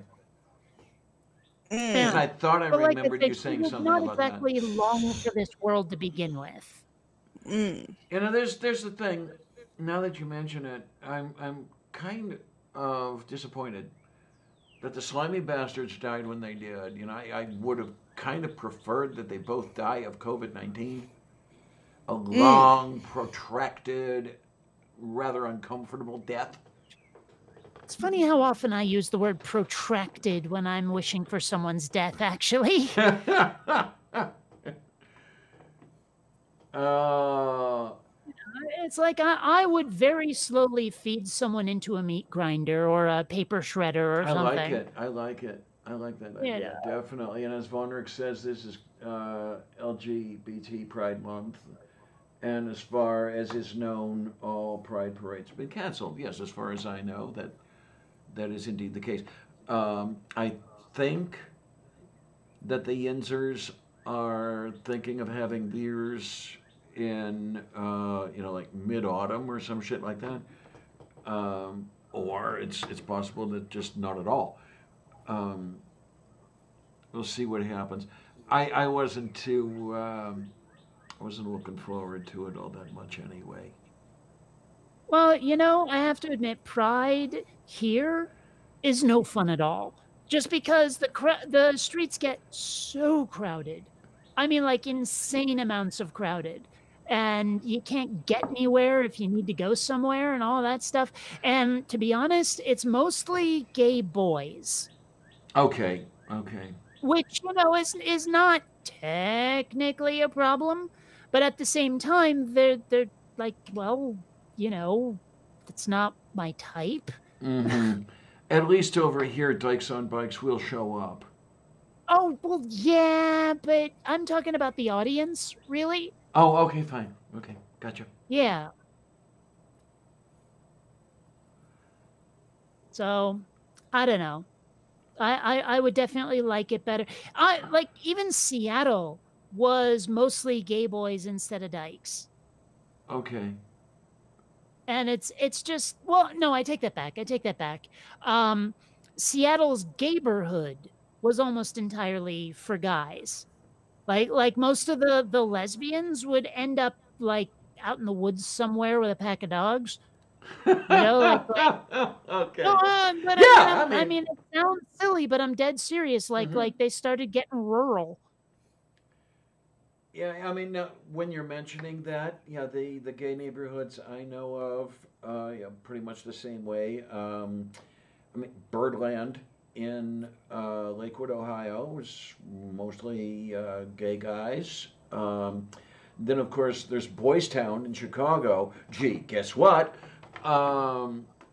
Yeah, I really don't know of any heavily lesbian neighborhoods the way there are the heavily gay male neighborhoods.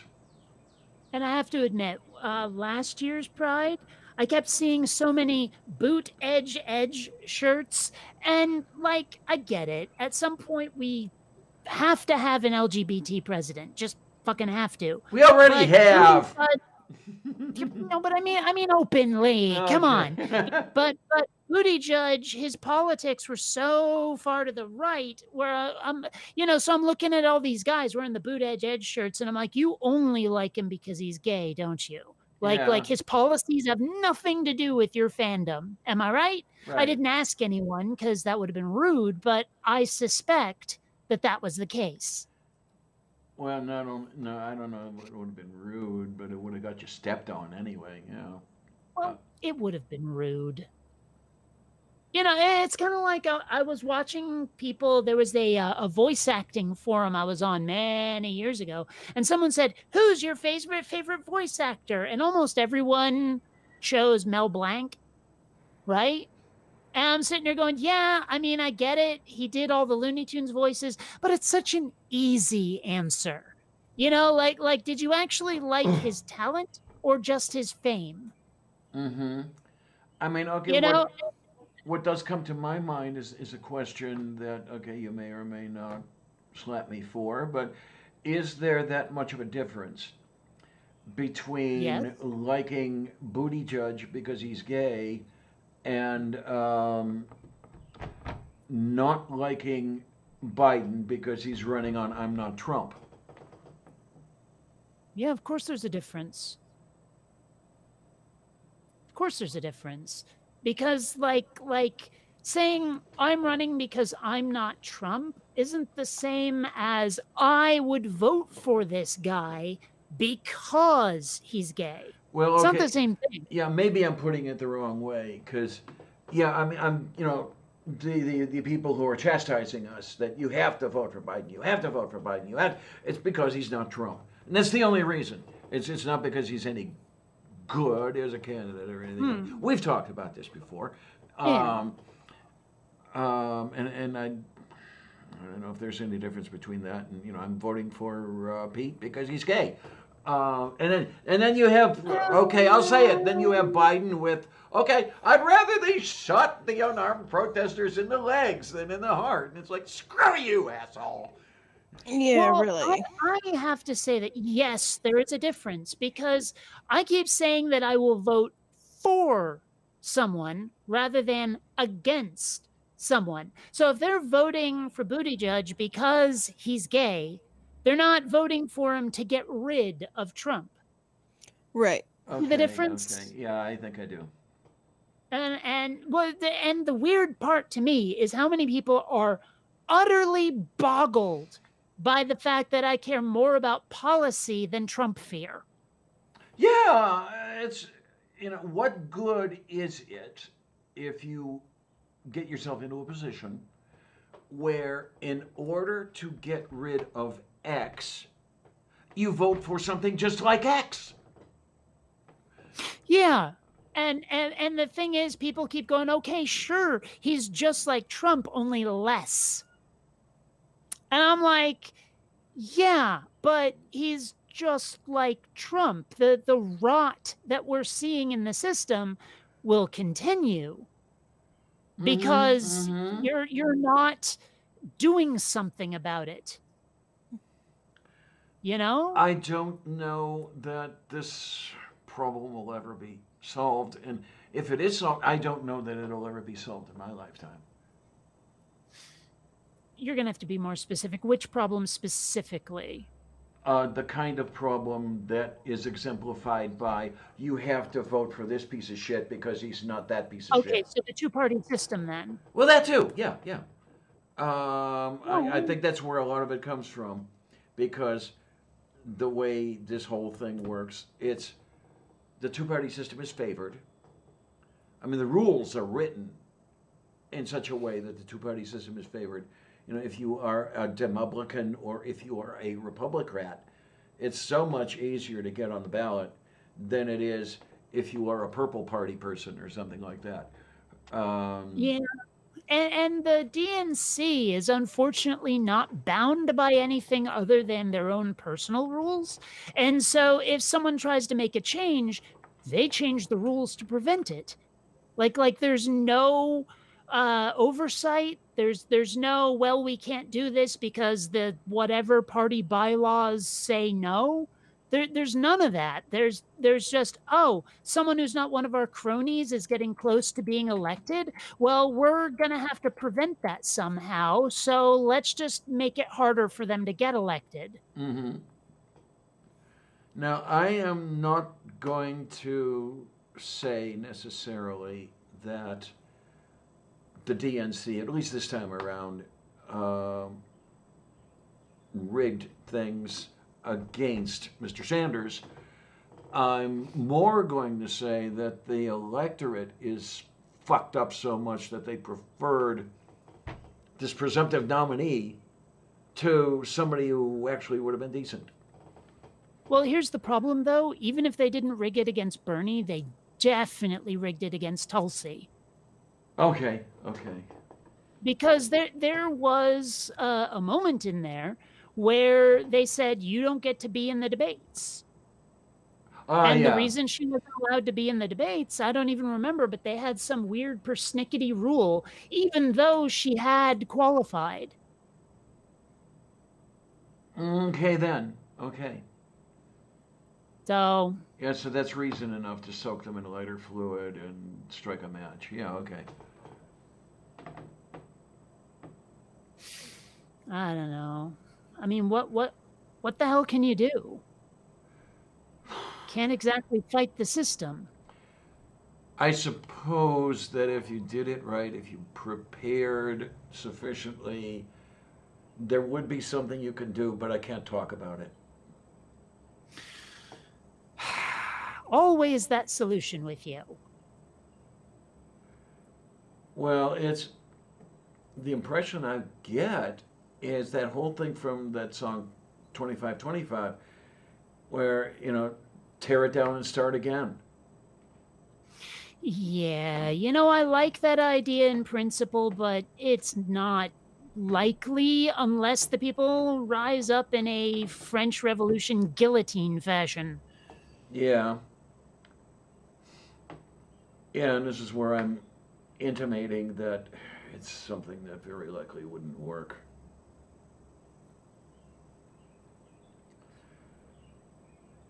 Well, What is to into? hmm. Oh, hi, Doorknob Head. I didn't see you come in. Probably because I wasn't looking at the side chat as much as I should.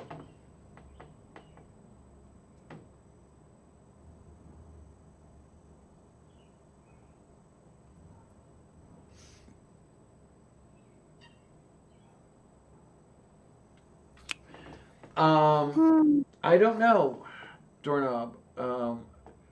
Is Biden one of the main reasons we are where we are with deregulation, et cetera, et cetera? Yes. Okay. I wanted to say yes, but I wasn't sure. Well, I mean, given that he and Obama pulled a whole lot of shit like that, oh yeah, he's responsible. So, of course, that's what you want in the Oval Office, yeah.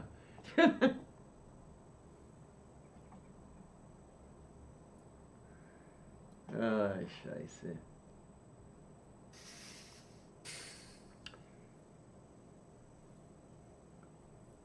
It's just too bad that we don't have an offshore military outpost the way the UK does or did or whatever. We could have our own Sealand. But, oh well. Wait, say that again? Oh, No, hold on. Literally verbatim, repeat the last couple of words. it's too Because it bad. sounded like you said something about Sweden. No, Sealand. I don't understand what you're saying.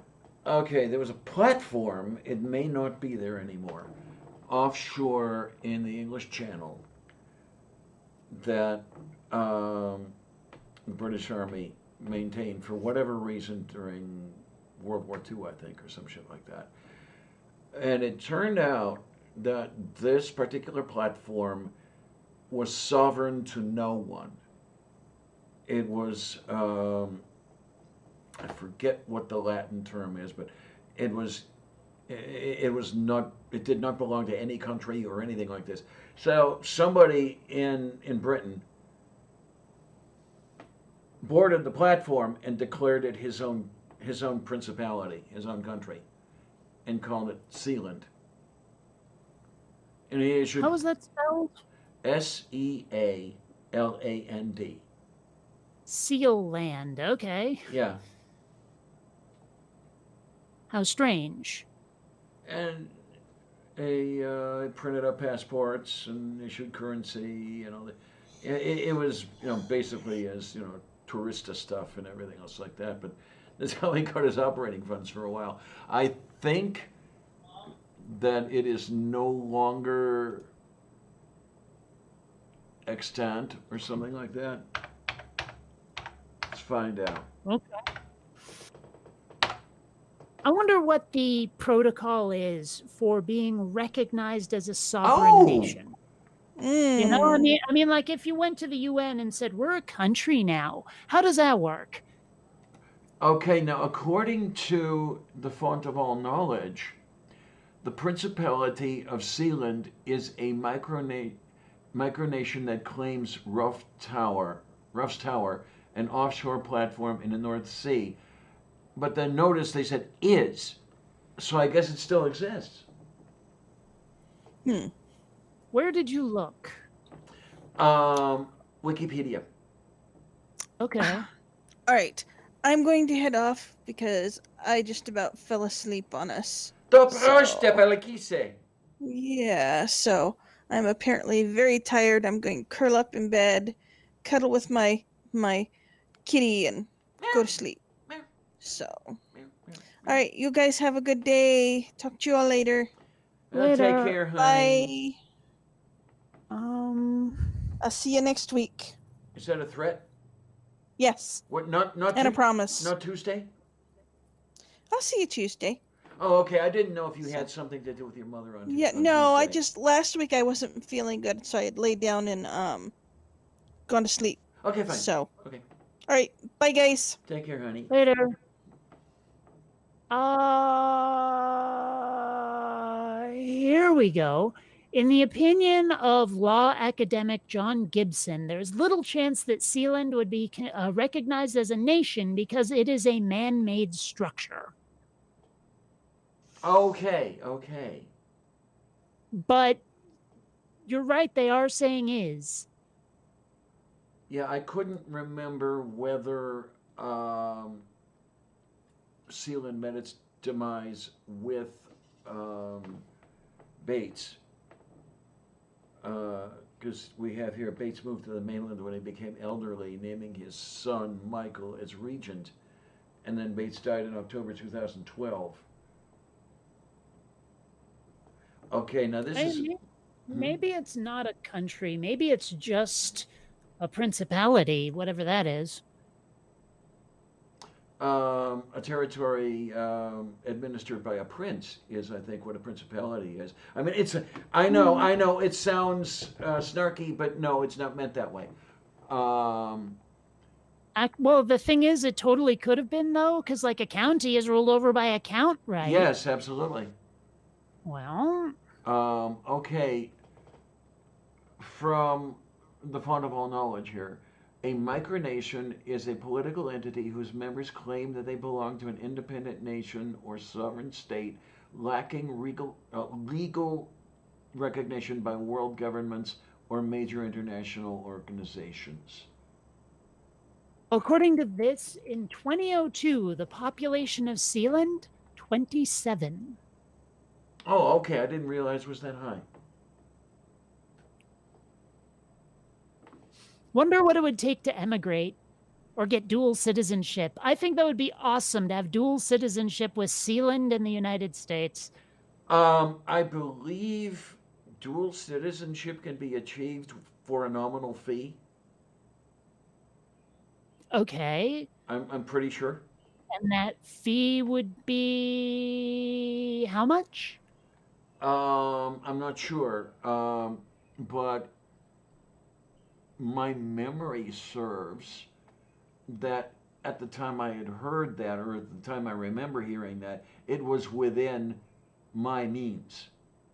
So maybe $100 or something like that. I gotta look. Let's find out. Sealand. passport.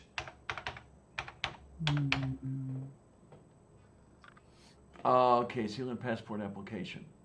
Let's see. Become a lord or lady with Sealand. Aha. You found something? Yeah, I've been working on, like, while we're talking, working on my animation, and finally figured out how to fucking do something. Because there was something I was trying to do, and it was not letting me. Okay, where Yes. is... Okay. So there you are. I'm seeing, okay. Keyring, Sealand flag, commemorative coin, Constitution, shirts, Parker pen, stamps, email address, coat of arms, own a piece of Sealand, Sealand identity card. That may be the, I don't see the word passport here. Yeah, So I they- suspect you might not be using the right search criteria. Yeah, well, I'm at the, Like I'm actually sealandgov.org. that's where I am right now. Yeah? Thought you looked up passport. I looked up Sealand passport, and I forget exactly what did I click on. We'll find out. Principality of Sealand, become a lord or lady with Sealand is what I clicked on. Wait a minute. Register your, here's something. Register your interest at passport at sealandgov.org. What is? Oh, that's Twitter something. Oh, here we go. Okay. What you got? I think I'm gonna located.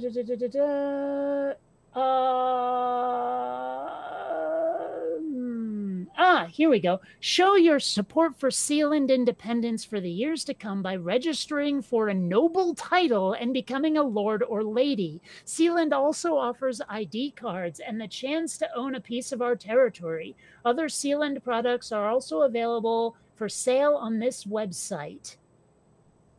Let's see. So, nobility titles. We offer you a unique service, selling the right to call yourself a lord or lady, baron or baroness, a count or countess, or even duke or duchess. If you've ever dreamed of being able to label yourself thus, we can make this a reality for you. Lots of people have taken advantage, blah, blah, blah, blah, blah. How to be... Holy shit! Isn't that great? 29.99 pounds Yeah, you just can, to become a lord or lady. yeah. If you want to be a duke or a duchess, that's going to run you 499 pounds 99 pence. Okay, sir or dame is $100. It's like a knighthood, isn't it? Yeah. Mm-hmm. Okay. I'm so tempted to buy an official title just so I can say I'm Lady Kate Farr. Or I suppose Lady Catherine. I There wouldn't be you are. Catherine the Great, however, I would be Catherine the marginally acceptable. I like that. Yes, that would be perfect. I like that. That is so fucking cool. I want to become royalty. I want to become a noble. That would be so fucking cool. Oh, Let's see. it's So a beautiful. duke or a duchess, yeah, is 500 smackers. Well, but that's pounds. I don't know what that is in American money. Let you know. Oh, yeah, it's easily found out. I'm just curious. Okay, here we go. And okay, a pound is $1.27 US. So I guess the question I have now. 633.27. How much? Okay, 500 pounds is Just say the number again, please. 633.27. Okay, thank you. Okay. Have you ever looked at those options when you're filling out a form? Yeah.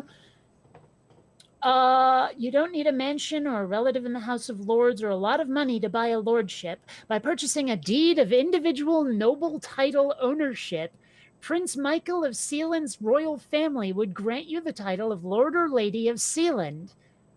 While there's no option to build yourself a magnificent country mansion or take ownership of acres of land with these lordship titles, the certificate you'll receive will give you the right to style yourself as a titled Lord or Lady of Sealand, a micronation located 12 kilometers from the Suffolk coast. Due to its distance from the English coastline, Sealand, whatever.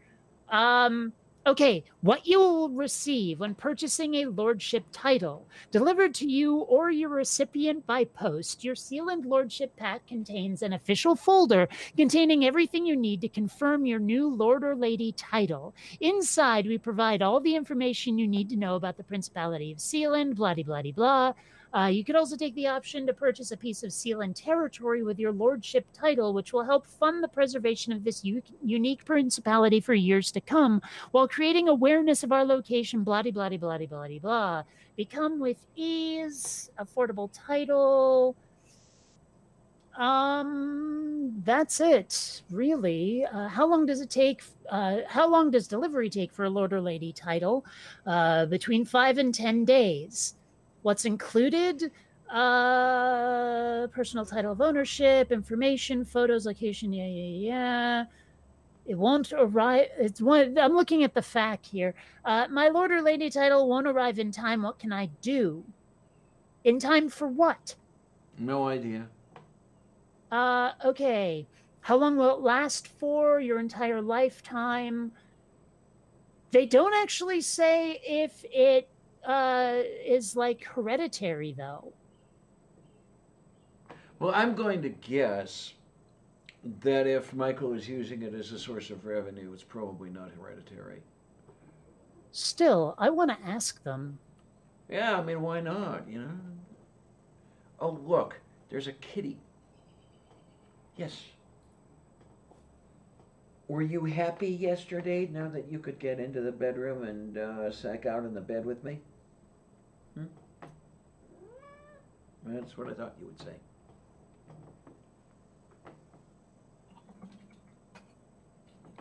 Some people's kitties, you know. Now, all right. Could we purchase a title, you know, her kitty ship of Sealand, Sylvia? I don't know.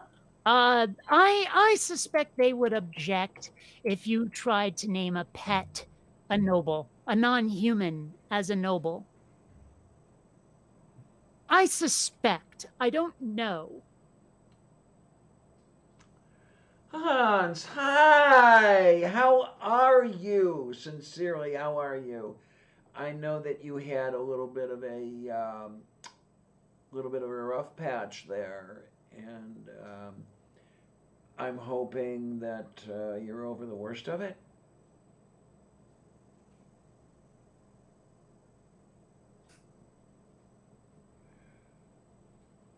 Okay, so it started out as a pirate radio station, or perhaps a pirate radio station.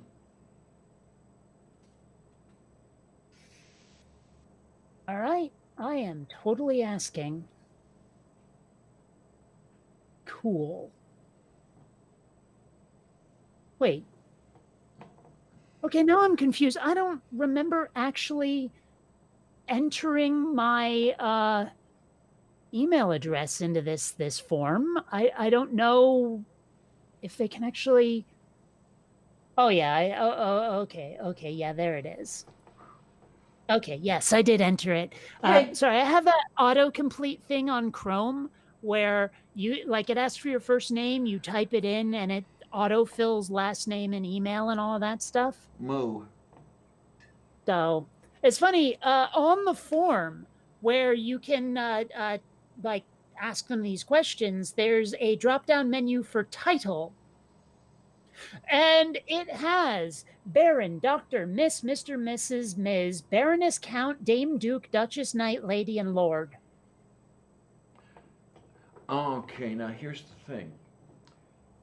if you are going to write them with the title, okay, let's see, as much as I hate the sound of it, Lady Diana, would I have to surrender that ladyship in order to accept a ladyship from Sealand? Well, if you can have dual citizenship in one country or another, I'm sure that you can.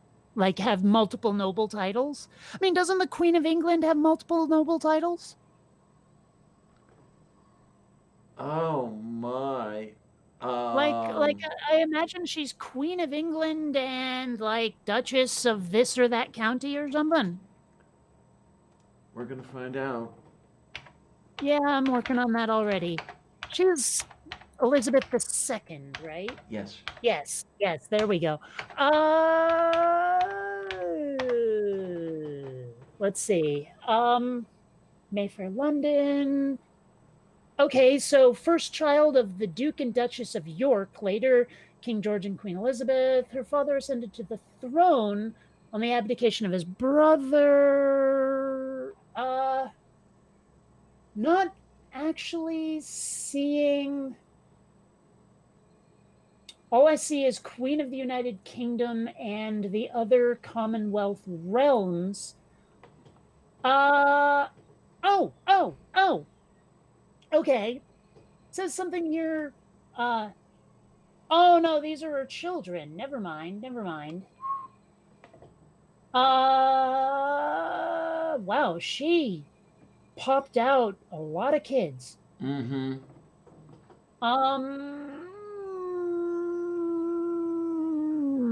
Well, okay, hold on. Prince Andrew is the Duke of York. Oh, wait a minute. It says here, Prince Andrew, Duke of York, is a member of the British royal family. I almost said British broil family. As a result of accusations, I can't fucking read today, of sexual abuse and his connections to the sex offender Jeffrey Epstein, he resigned from all public roles in 2019 and 2020. Interesting. But it seems if he was the Duke of York, she probably had to abdicate. Let's see here. Ascension and coronation. Private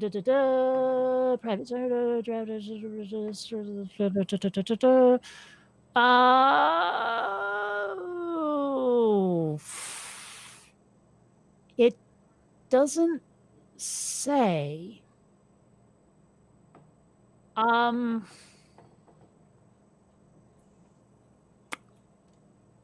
It totally doesn't seem to say. Okay.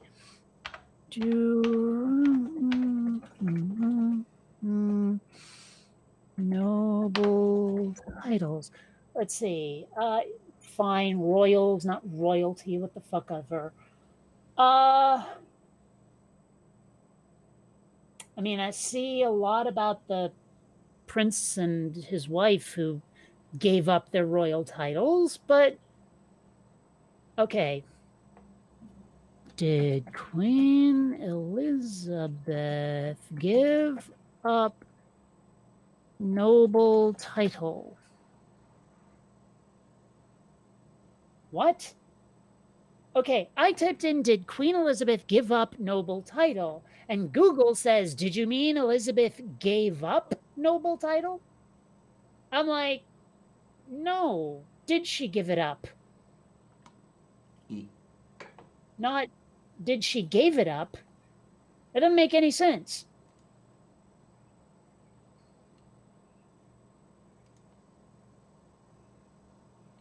Oh, okay, I'm seeing something here. List of titles and honors of Elizabeth II has held numerous titles and honors both during and before her time as monarch. Each is listed below. 2 dates are shown. First indicates the date of receiving the title or award, and the second indicates the date of its loss or renunciation. Moo. So, former titles. Well, these are all like in other countries. which I'm assuming were like British territories at one point. That would Like be it says a, here that in 19. Oh wait, is that renunciation? I swear that's renunciation. Royal titles. Oh no. Those are still ongoing. So, according to this, where did it go? America's Canada. Here we go. Apparently she is no longer, as of 1953, she is not Defender of the Faith in Canada. okay. However, okay. it seems to say here she is still, as of 1953, like the she's head of the Commonwealth and Defender of the Faith as of 53. So I guess she gave up half of the title she ultimately got later. Like basically at the same time. They just changed the name of the title, I guess. Okay then. But I don't see anything. Oh, and as of 1959 in British Columbia, Canada, she's Mother of All People. Okay, what the fuck? In Nebraska? Hold on. In Nebraska, she is Admiral in the Great Navy of the state of Nebraska. What the hell? Oh, I just, well, I mean, I'm seeing here military ranks. Now, all of these were revoked in 1968 and granted in 52. She was Commander-in-Chief of the Royal Canadian Navy, Commander-in-Chief of the Canadian Army, and Commander-in-Chief of the Royal Canadian Air Force. As of 1968, she is just Commander-in-Chief of the Canadian Armed Forces. So, I mean, I've often wondered how much influence England still has on Canada, and apparently a lot more than I ever would have suspected. Okay then. Well, I mean, because, like, I've never been able to get a straight answer out of anybody. Like, is Canada still part of Britain? And, like, I keep getting answers of yes, no, kinda, maybe. Those are all the answers I get, and those are pretty much all the possibilities, except for I don't know. I think it's part of the Commonwealth. Just the way Australia is also. You know what I'm guessing? Is that winning the lottery is an uncommon wealth. Yes, absolutely. I cannot say that I've ever come into that wealth. Yeah. Well, that's probably just because you haven't been sexually attracted to money. That too. Well, actually, I win the lottery every year. And the way I win the lottery is by not playing it. I think I've spoken of the rent rebate program where. No. Oh, I am not aware of whatever the hell that is. okay. Geezers and gimps, in other words, the elderly and the disabled, can receive part of their rent or property taxes back in a program that is funded by the Lottery Commission. So I'm good for about $500 a year that way. I have to figure out how the heck I'm going to do this year. I have to figure out if I can send the landlord the paperwork and he'll look at it and do something with it. Because there is paperwork I have to send to the landlord and then I get it back and then I send it on to the Lottery Commission. Or if this year, because the landlord closed the office, not answering the phone, any of that stuff, I have to fill out the declaration that the landlord isn't doing any of that stuff. I'll have to find out. At least I have until the end of the year. I'm curious. What is the form of address for a baron? I'm not sure. It's probably. Oh, it's Your Excellency. Okay. So I'm just looking at these titles of nobility. I am so tempted So, in other words, I would have to address Trump's youngest kid as Your Excellency? No, you wouldn't. Okay. Let's see. How about a Oh, here we go. They have them. Titles and forms of addresses. Like, I'm pretty sure a duke is Your Grace. Let's see. Duke, Duchess, yes. Your Grace. I've never really like the whole marquis thing. I've never, yeah, that's Lord and Lady. Viscount. That's another one. Lord and Lady. Took me a really long time to figure out what the frick a Viscount was. Like, I encountered the word cold with no explanation. So, all right. So Baron and Baroness is also Lord and Lady. Baronet is Sir, Knight is Sir. Oh, interesting. Okay, interesting. Okay, so the wife of a baronet is lady, and the wife of a knight is lady. Although I have to wonder if it's a female knight, what's the husband? Oh, here we go. Husband is just Mister. So like Dame whatever Judy Dench, her husband is Mr. Dench. Interesting. So like in a weird way, this is almost feminist because a woman like the wife of a knight is lady whatever, but the husband of a knight is just Mister. It's like women get more out of being married to a knight than a man does. Okay, then. BJ I'm not asks, what sure was her if it- title before Queen? I believe she was Princess Elizabeth. Sorry, say that again. BJ asks, what was her title before Queen? I believe it was Oh, yeah. Princess Elizabeth. Yeah, I think. Oh gosh, I just looked at it. Now I don't remember. It was Princess of not Wales. That's no. Where is it? That was weird. Like, okay, so she married the Duke of Edinburgh, but Yeah. where? Jeez. Okay, early life, paternal grandfather. I guess she was Princess of York.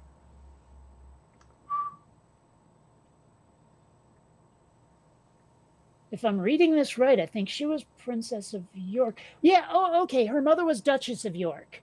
So, yes. Doesn't actually say much about her. Oh, yeah, okay. Her father was the Duke of York. Yes, she was the Princess of York.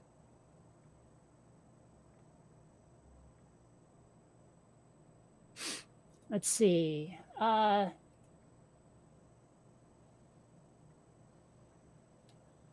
It doesn't say anything on these like by a title of nobility. It doesn't say like you're just Baron or Baroness of Sealand. There's no like region in Sealand that you are Duke or Duchess of. You know? Sealand is an offshore platform. What sort of region would you have? Like 5 square feet? Well, they actually did say something about purchasing land there. Yeah, that's the other thing I'm wondering about. Yeah, how the hell do you go about that? You know, do you purchase the conning tower or what? If I made myself a baroness and bought that and got like a postage stamp size bit of land and named it, I would be like, you know, what did I say? Baroness? Yeah, I would be like Baroness of fill in region name of Sealand or something like that. I don't know.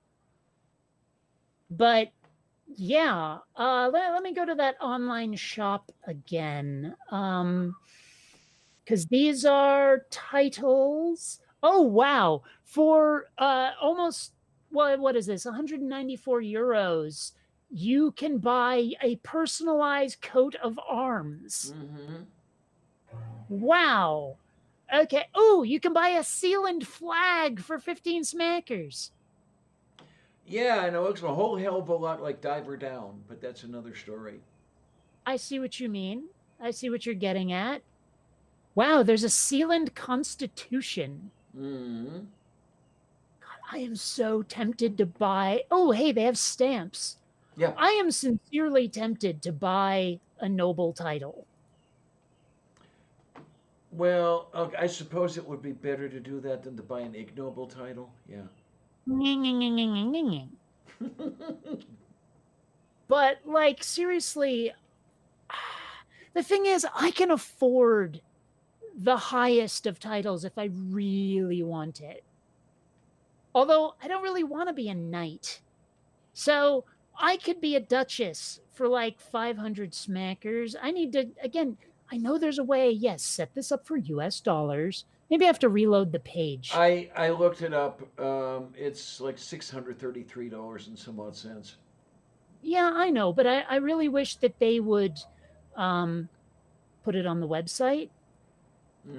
Like so you could just see it. Well, wouldn't they have to have a whole thing going where you would connect to the currency exchange every time you went there? Well, yes, but I'm talking about the page where you look at the available titles. Mm-hmm. And you know, it has everything in pounds.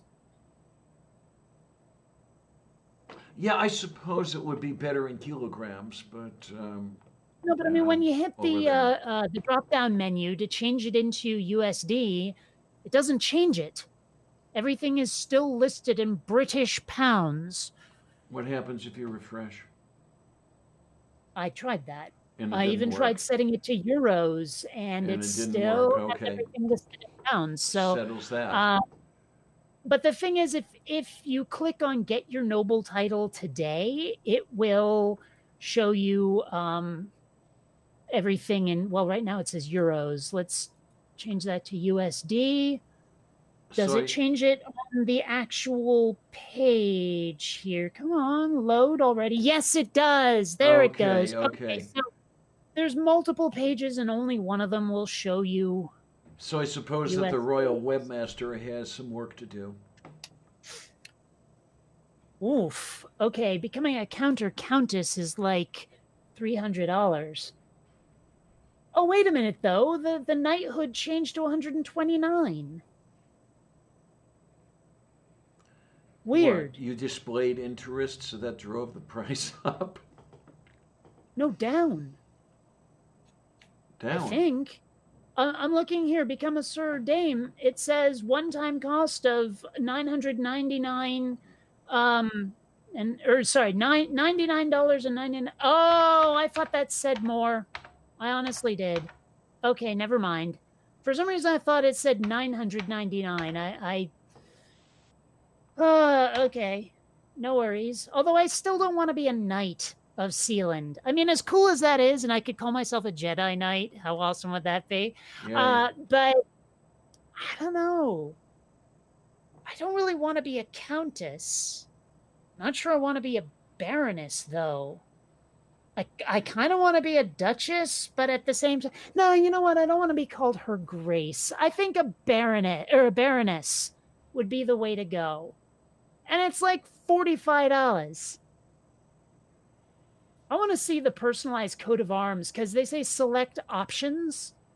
And so I'm wondering how you can personalize things.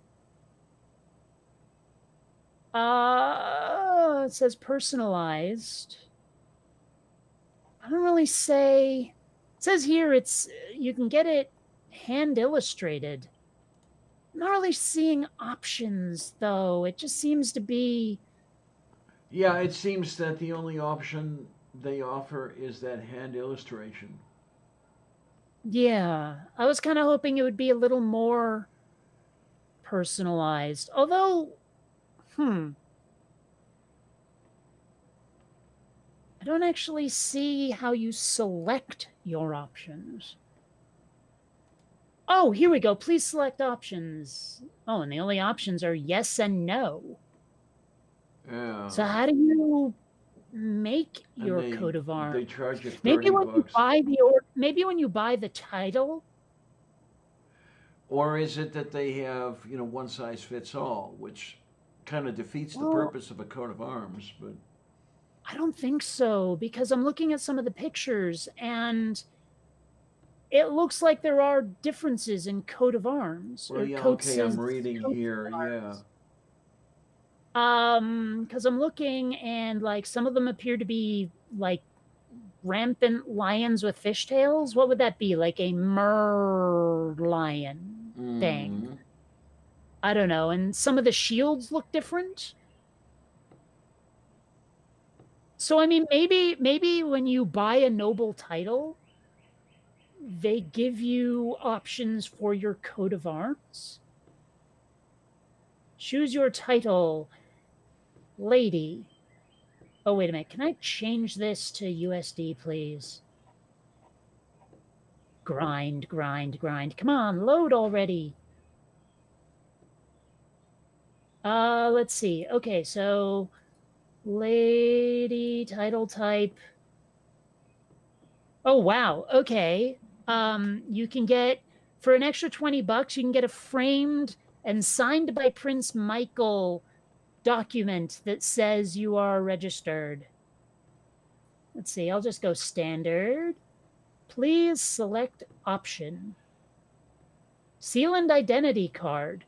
Save £5 when ordered with your noble title. Oh, but it's still like 26 extra dollars. Let's see. Okay, standard noble pack. Chosen deed of individual title ownership, information about the Principality of Sealand, history, location, photos, official folder to keep your documents safe. What you get in the premium pack, everything in the standard title pack, it'll be signed and framed. Okay. Well, Okay. But wait, there's more. oh, here's a thing. It says here all prices are in GBP. What is that? Great Britain Great pounds? Britain pounds. That's what I thought. Yeah, they I had don't to do get- pound sterling anymore. but they Damn it. gave you they give you the little weird funky L symbol next to the GBP, so I got it from context. But however, they will be converted to your local currency after you proceed to the checkout. Let's see. If you forget to insert your name for a title pack, send you a registration email requesting details. Oh, hey, there's something here about reselling. I guess you can give someone your noble title or something. I don't know. So I guess the question is, do I want to go for? It's like an extra $20. It says for the signed registration deed. Do I want to do that? An extra $20. I mean, I can afford this. What the hell? Why not? I just won't get another video game. So it seems to be about 64, 67 to become a lady, to become a, what is this, a baroness. This will be kind of cool. Okay, title holder's full name, not including title. Okay. Okay. That's so Catherine Haley Farr. Wonder how many of you people actually know my middle name or knew it before now. I did. Add a piece of Sealand territory. For an extra $30, I get a piece of the land. Let's see. Okay, additional information. And it didn't say anything about the about buying the land. That stinks. Oh, here we go. Own a piece of Sealand territory. Let's see how that works. Yeah, do you get a piece of the platform, or do you get a piece of the seabed? Well, let's see. Included in your land pack, property title certificate of a square foot of Sealand territory. Official folder, welcome letter. Do you get to name your territory, though? Oh, please enter the desired full name. Yes, you get to name it. Oh my. Oh my gosh, I should get the Barony of Bionic Dance. Oh my, that's beautiful. Wow. I mean, I realize I'm going weirdly hog wild here, Yes, yes. There's no argumentation from me. but how cool will this be to be a noble? Oh my gosh.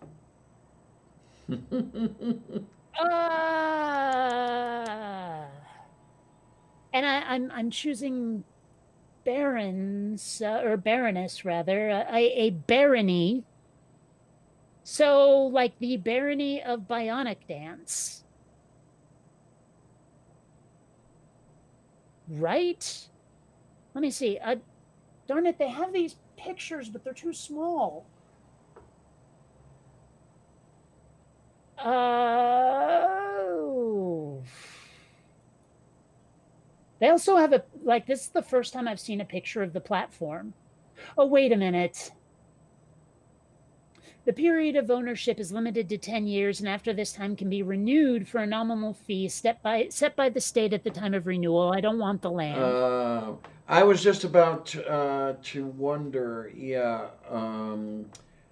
how many of these deeds that they would sell to the land, and what happens when they run out of square foots. You know, if they I just say sorry. but okay, if you have only limited title, then limited duration, then okay, they'll expire the title and then sell it to somebody else. That is the poo-poo. That is the poo-poo-ness. So anyway, let's see. Seems strange to me that Baroness is $45 more than Lady. But Baroness Catherine Farr doesn't work. I like Lady Catherine Farr. Now, I mean, I don't need a Sealand identity card or the piece of land. So add to cart. Well, what? Oh, you have to actually tell them no. All right, fine. Be like that. Let's see if I go. Yeah, no, that's not. I mean, don't get me wrong. I can afford all of the extras, but I don't wanna.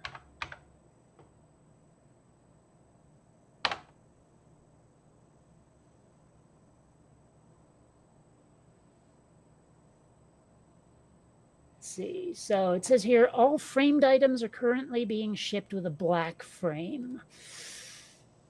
All right. So go to cart. View cart. And this is interesting. It's was I know to knowing that was this a thing here. We have wiki travel, and we have visit Sealand.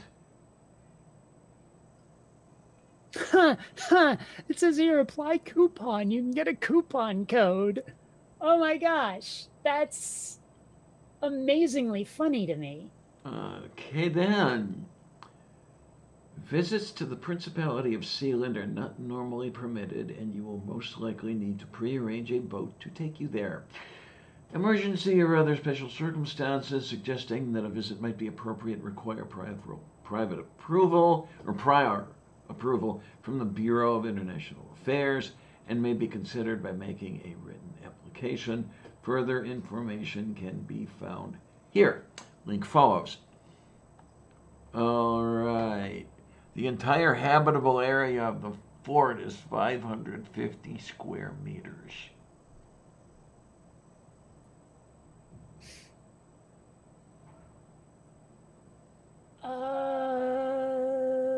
Let's see. Okay, so okay, yes, that's all right. I wonder what the shipping time is. Oh wow, they let you pay with Bitcoin. Huh. Let's see. Okay, the website terms and conditions. I'm just curious. Okay. Whatever. None of this really applies. Returns policy. I wonder what the shipping time is on this thing. Doesn't really say. 400 million years. Well, let's see. Proceed. Oh, what the hell? Let's create an account. I know that's probably stupid. They'll send me a lot of email I don't want, but whatever. Proceed to PayPal. I wonder if they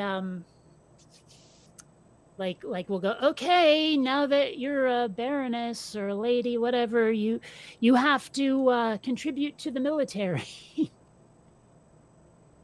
You know, you have to raise your own army of troops to defend the realm. Man, that would get kind of awkward, wouldn't it? It would. I mean, I only have 2 hands, so at best I could raise 2 troops? No? Yeah, see. No. No. Let's see. Okay. Oh, my password has been automatically generated. Okay. So let's go to my account. And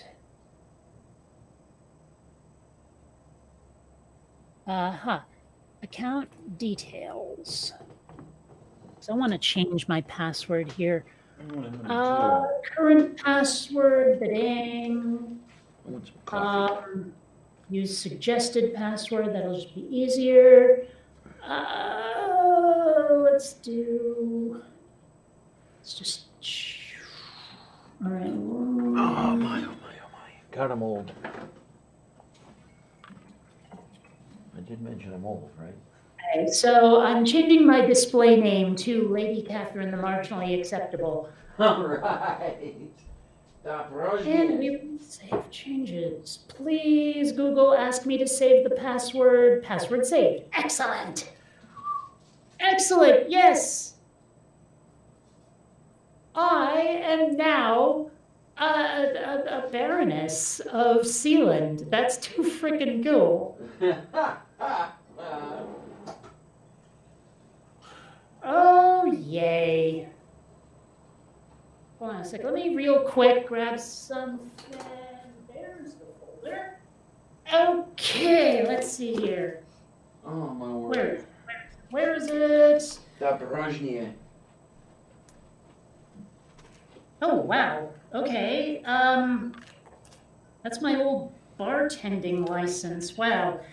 Oh my. Here it is. Here it is. These are my credentials of ministry. What is Right? that? Universal Life Church? I'm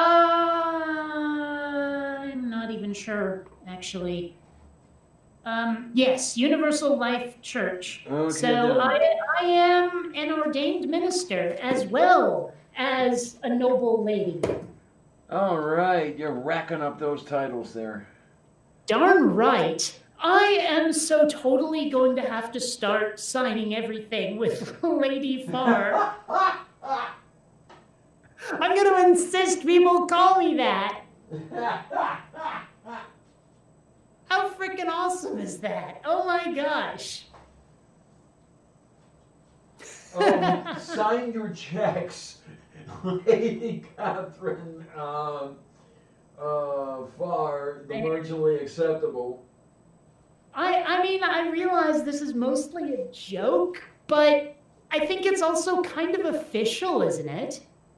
Like, have I just been made a noble? Okay, I- all of that depends on who recognizes it. Yeah, I suppose. I mean, it's probably like one of those websites where you can get a star named after you, except it's not a star that is like the name you give that star is not official in any way. Basically, you're just buying a piece of paper. Yeah. Yeah, So- the IAU has nothing to do with it. Yeah. Oh man, this is so freaking cool. Oh, I had no idea this was a thing, and now it is. Oh man.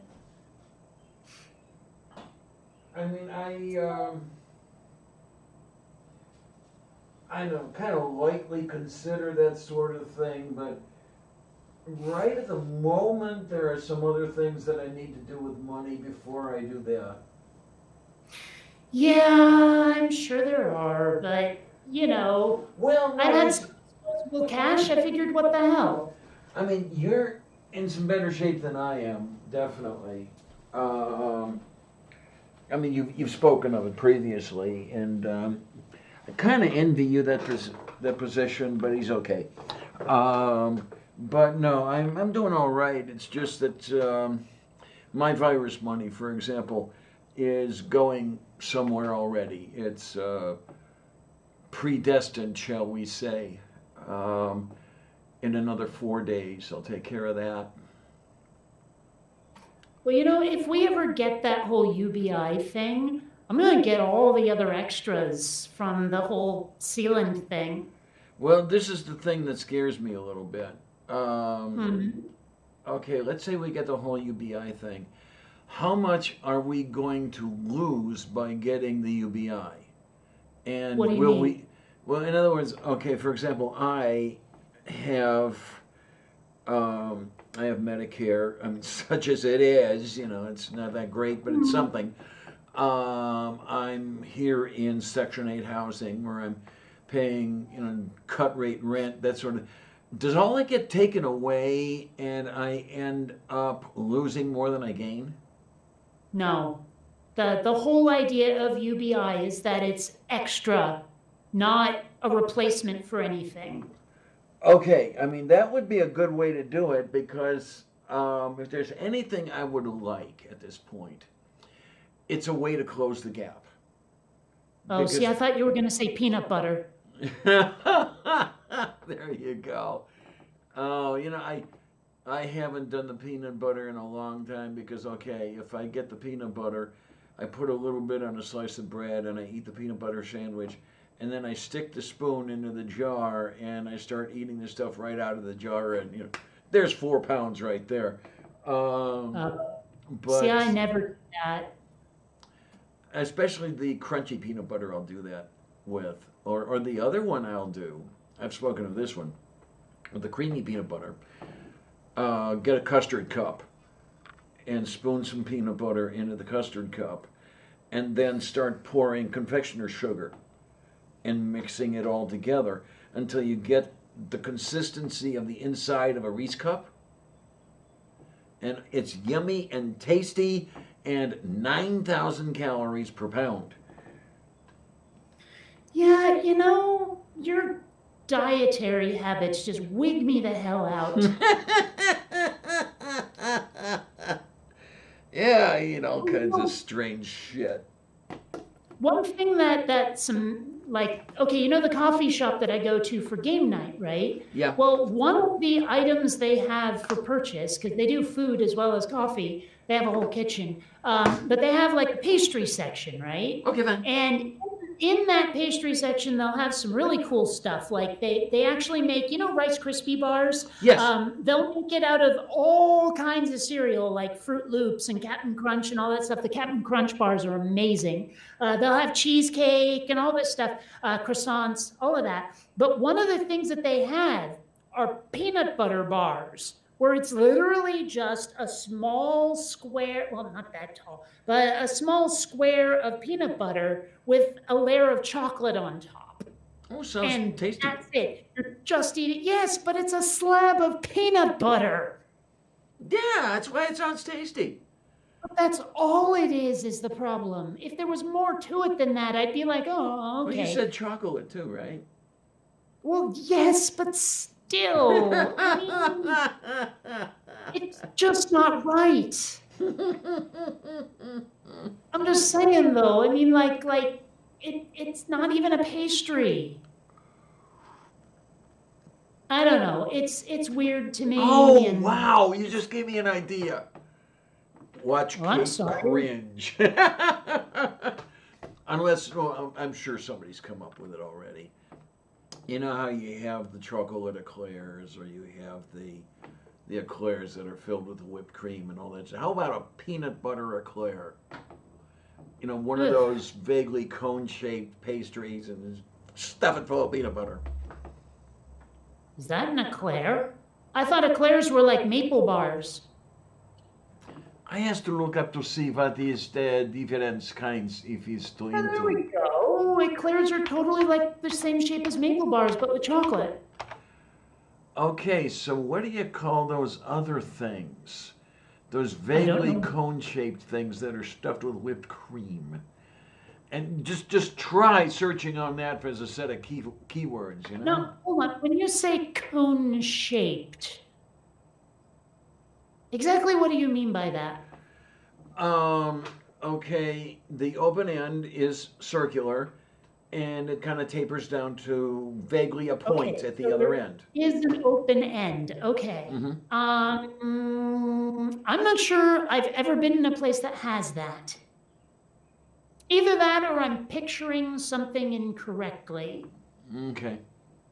I actually did see something recently. It was like a list of pastry names, and eclairs had some weird fucked up name like Oh, Jump here Up we Johnny go. or something. And I was like, what? That's not a thing. Like Jumped Up Johnny or whatever the frick it was. Well, okay, now this thing is not shaped the way I remember the things I'm thinking of, but it's a round thing. It kind of resembles a burger with whipped cream instead of a patty of meat. That's a cream puff. Oh, sure. Oh, here we go. I think maybe that's it. Not Jump Up Johnny. It was Long John, is what they're called. It's called a Long John. What the thing And I I'm was like, no, it's not. That's not a thing. People are dumb. Yes, they are. I don't know. I have to say, regionalisms kind of bother me just because they're not my regionalisms. Well, I mean that's what gives you the distinctive flavors of the various places with the crazy people in them. Well, yeah, but I mean, it's like, that's just not it. Like, I remember once in college, someone asked me where to find the Packy store. And I was like, what the frig is it? And it turns out to be a liquor store. And I never in my life heard the term Packy store. I It just seemed haven't really either. strange. Now, I have heard the term package store referring to a liquor store. And I'm guessing that Packy came from package. Yeah, I suppose it's possible that's where it came from. Either that or I was badly mishearing, but Well, the thing still. that came to my mind first was rather derogatory. Yeah, I You- think you- I you know get what I'm where talking you're going about. with this. Mm-hmm. Like Pakistani store? Yes, yeah. Like the stereotype about people from India working in quickie marts. Well, that was really funny. Back when I was still in school, friend and I were waiting at the bus stop talking about various things, and he was Indian by birth, and we were talking about why we got into the program and everything else. Yeah, it's I'm Indian. What did I have to do but become a doctor or own a convenience store? We both had a laugh over that one. Oh Yeah, my! it's kind of like Jews either become doctors or comedians. That too. Mm-hmm. Yeah, I seem to remember there was like something similar. I think someone said like made that sort of reference, and then someone else was like, "Gosh, and where would we ever find a bagel shop in New York City?" Yeah. You know? Oh I just my, like, oh my. yeah, I do Don't- like bagels. I wish, like, some of my, I won't say it's my fondest childhood memories, but some memories that come to me a lot from childhood is going to the Burlington Bagel Bakery, and I know exactly where that is in town, although it's not there anymore. You'd go there and you'd get the fresh just out of the oven bagels, and Oh my God, they're still warm. and squishy, and oh, I love those so much. And it's hard to find them. Like, you can't find a place where they make their own bagels anymore.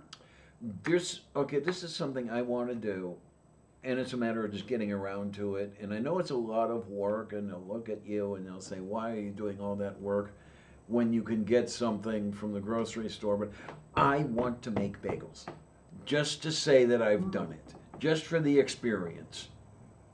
Well, I would very much like to be a noble lady just to say that I've done it, just to have the experience. Oh, wait.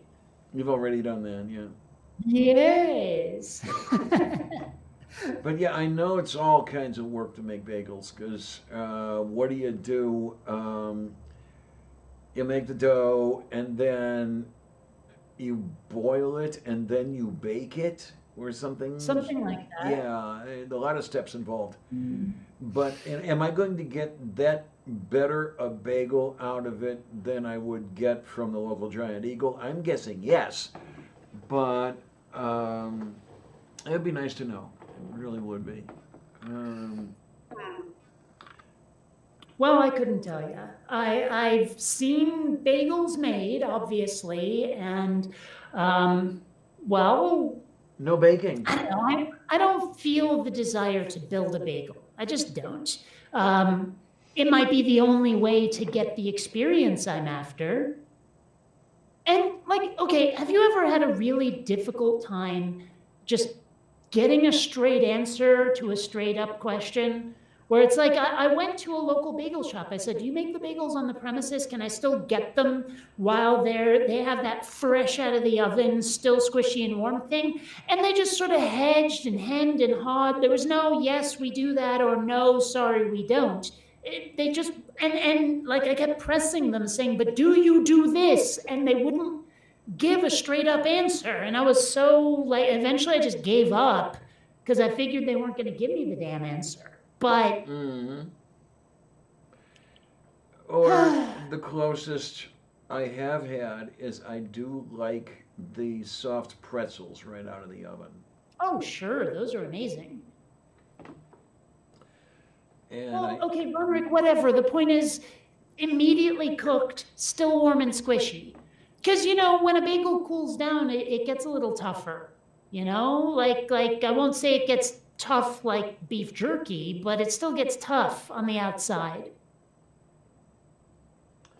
oh my, we have an altercation over there on this side chat between Bonrick and Beach. Well, and don't get me wrong, there are definitely regional ways of building a bagel. Montreal bagels are weird. Like there's still the same diameter as regular bagels, but the cylinder itself, the torus, the thickness of the bagel is thinner. It's almost like a soft pretzel. Oh, you showed a picture of that. Yes. Yeah, and so I mean, if some people bake their bagels, if some people boil them, if some people do both, whatevs. You know, I mean, that's just. It doesn't shock me that there's a regional way to do it. Moo. Oh my. What's going on? Yes, that's what's going on. Okay. Sorry, I'm animating while we speak, and something had gone a little pear-shaped, and I didn't know why or what. And now I do. Okay then. Okay, so that keyframe should be there. So are you That getting a bit maniacal about this stuff that you're doing and therefore are an animaniac or no? No. Okay. Although I will admit, one of the main reasons I haven't been making videos lately is because I've been working on this. I've been working really hard on this. I mean, mind you, I'm only up to shot 23, but if you knew how much effort this shit takes, you'd know that's impressive. I can guess. And it is looking like some of my best work ever. Yay. And one of the things I've started doing, and in a way it feels almost like cheating, but if I'm having a hard time animating a character and making them look realistic and lifelike, what I've been doing is taking ye old webcam, filming myself miming what the character would do, often to the dialogue they would speak. And then I have like a plane, a flat plane, sitting in the shot that has that footage of me doing the miming on it. And so I can watch what I do and when I do it and how fast I do it and make the character imitate the miming I did. Okay, then. And it has really improved some of what I do. Like, one of the things I always had trouble with is when a character has dialogue, how often and in what way do they move their head? How often do they nod when they want to emphasize something? When they don't want to emphasize something, do they just stand still? No, of course they don't. So there's probably going to be a lot of this and that and the other thing, really slight movements. And making that look lifelike is hard. So I do the the me miming it out thing, and it has really improved my characters and their movement, their animation. Well, one thing I started to wonder as you were describing this thing, are you able to somehow tape LEDs to yourself and use yourself as a template for the animation? That would be overkill. Because for me, it's really just all about like timing and making, like, resisting the urge to make my characters overact. That's one of the things I always sort of hated about traditional animation, especially like Looney Tunes and Disney, is all the squash and stretch usually got to be way the hell too much. You know, like there was this one thing, you remember we were talking about Amazing Stories a while back. Well, that was where they had one of Brad Bird's first animations called the Family Dog. Was one whole episode of Amazing Stories. It was really good, but there was this one part where like these criminals, these crooks who were breaking into a house, and the dog was there, and they went, "Oh my gosh, he's a white hot snarling ball of canine terror." And at one point, when he said white hot ball of, like his jaw went way the fuck up here and then up like that. Like for the word snarling, I think it was like snarling. And it was so just, ah. And I'm trying to make my characters behave a little more like actual meat space humans. You know? Like I actually had to tell some of my voice actors, like, don't get too bombastic. You know, like at one point there's a line about how there must be a pirate base nearby. And like at first, one of my actors, they were like, there must be a pirate base nearby. And I'm like, no. It's more of a who to thunk it kind of thing. Like, gosh, if there's all this activity, well, there must be a base nearby. You know, like that. As opposed to, there must be a base nearby. And don't get me started on the word must. I could rant on the overuse of that thing inside my defense. But the point being that the way I needed that dialogue to be more realistic, I also want my characters to move in a more realistic way. You know, without all that going on. You know what I mean? Yeah. So, yeah. Yay. But in any case, I wonder if that, what was his name, Prince Philip guy actually lives on Sealand, or if it's just a platform that's there.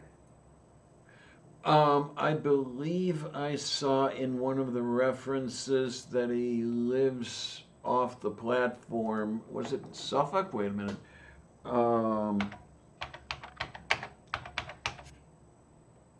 Okay.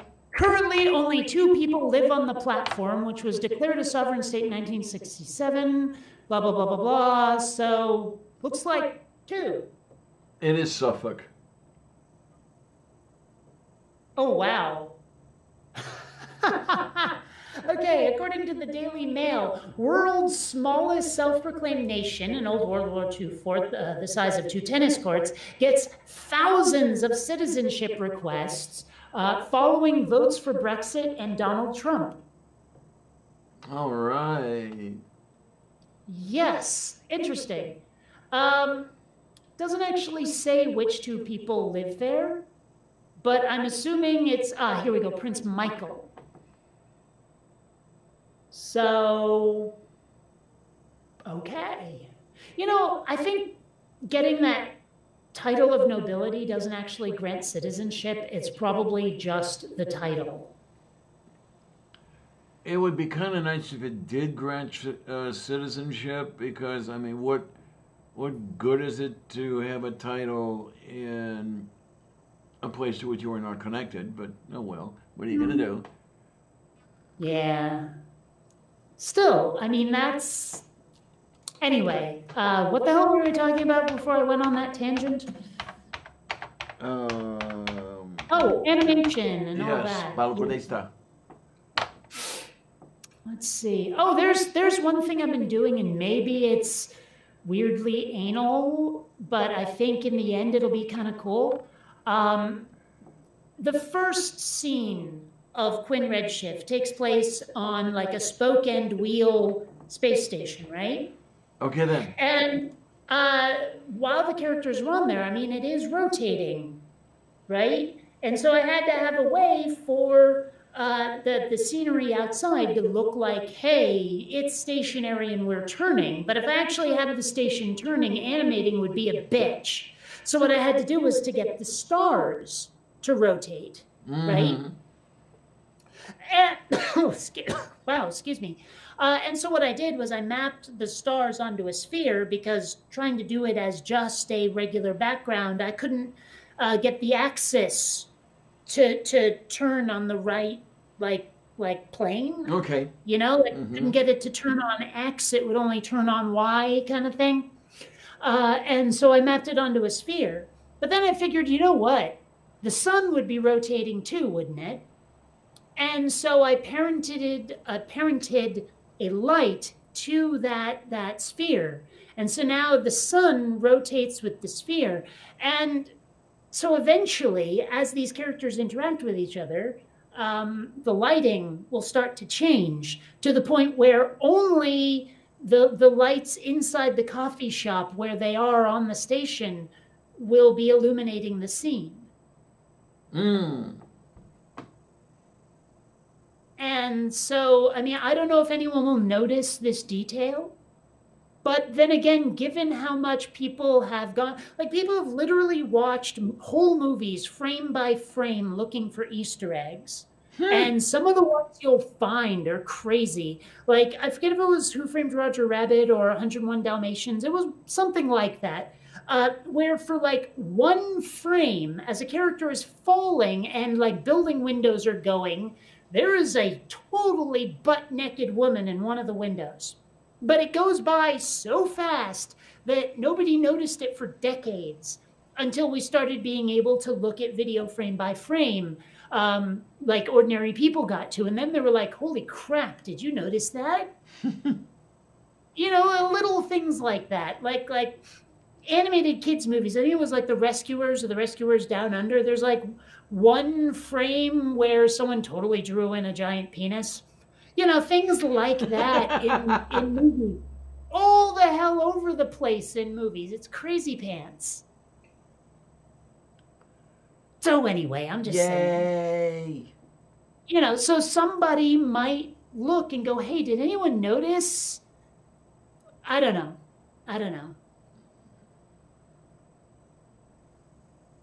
Oh my. What is it? Shades of whatever the fuck that film was with Sharon Stone. Not 50 Shades of Grey. I didn't think she was in that. No.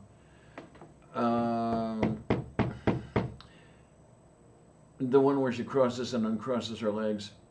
Oh, that. I should know the name of that movie. It's like Undisclosed or something. Oh, it's not listed in her most well-known movies. It's not Basic Instinct, is it? Yes, that's what it is. Okay, all right. Yeah, my understanding is he doesn't like to admit to that. Wait a minute. She was in Last Action Hero? I'm going to have to watch that again. Huh. All right. Oh, wait, I'm thinking of something other than Last Action Hero. What am I thinking of? True Lies. That's the one I'm thinking of. Okay. Because they're both action movies with Arnold Schwarzenegger in them, you know? Okay, yeah. So I got them mixed up in my head. Man, she has so many freaking credits to her name just as an actress, 143. Okay, Wait a then. minute, writer, what did she write? The Invocation. Well, it's a documentary, never mind. Oh. Man, okay, she has 397 self credits. Okay. Weirdly, a lot of them have Hispanic names. Like De Todo Corazon, which, if I understand the total heart, the whole heart, Yeah, that's maybe I'm wrong. that would be it. I know corazon. Yes, that's hard. Well, I know that part. I'm pretty sure Toto is all, and I know De is the. Okay, let's see here. Oh, don't worry, I'm on it. Paste perroni. Oh, it's from all my heart. From. Move That's thief. right, De. It's like more like of, isn't it? That's right. Okay. Yeah, the But bush. yeah, okay. Yes. Tayo corazon. So, well, I mean, I'm going to give myself a pass on that one because I took Spanish in high school, which was how many years ago? So, A little while. but yeah, a lot of these are like I guess they must be talk shows where they showed footage of her movie and they just happened to be in I assume Spanish speaking country. I don't know. Is this does it translate the same way in Portuguese? I'm going Well, in to say Portuguese, probably. in Portuguese, it just comes up as "of all heart." So I'm going to assume it's Spanish. You know. Well, I'm going to save this shot and continue it later because the next thing I have to do is one of the most tedious pain in the ass parts of animation, and that would be making a character walk. Eek. Oh my gosh. It's just like, okay, 140 frames divided by 30 frames a second. Or wait, no, sorry. 140 frames. Every step is 16 frames. So that would be 8.75 steps that I would have to do. But the thing is, you can't just one foot in front of the other because that's not how people walk. Right. There's like in the middle of your stride, you usually bounce up a little bit.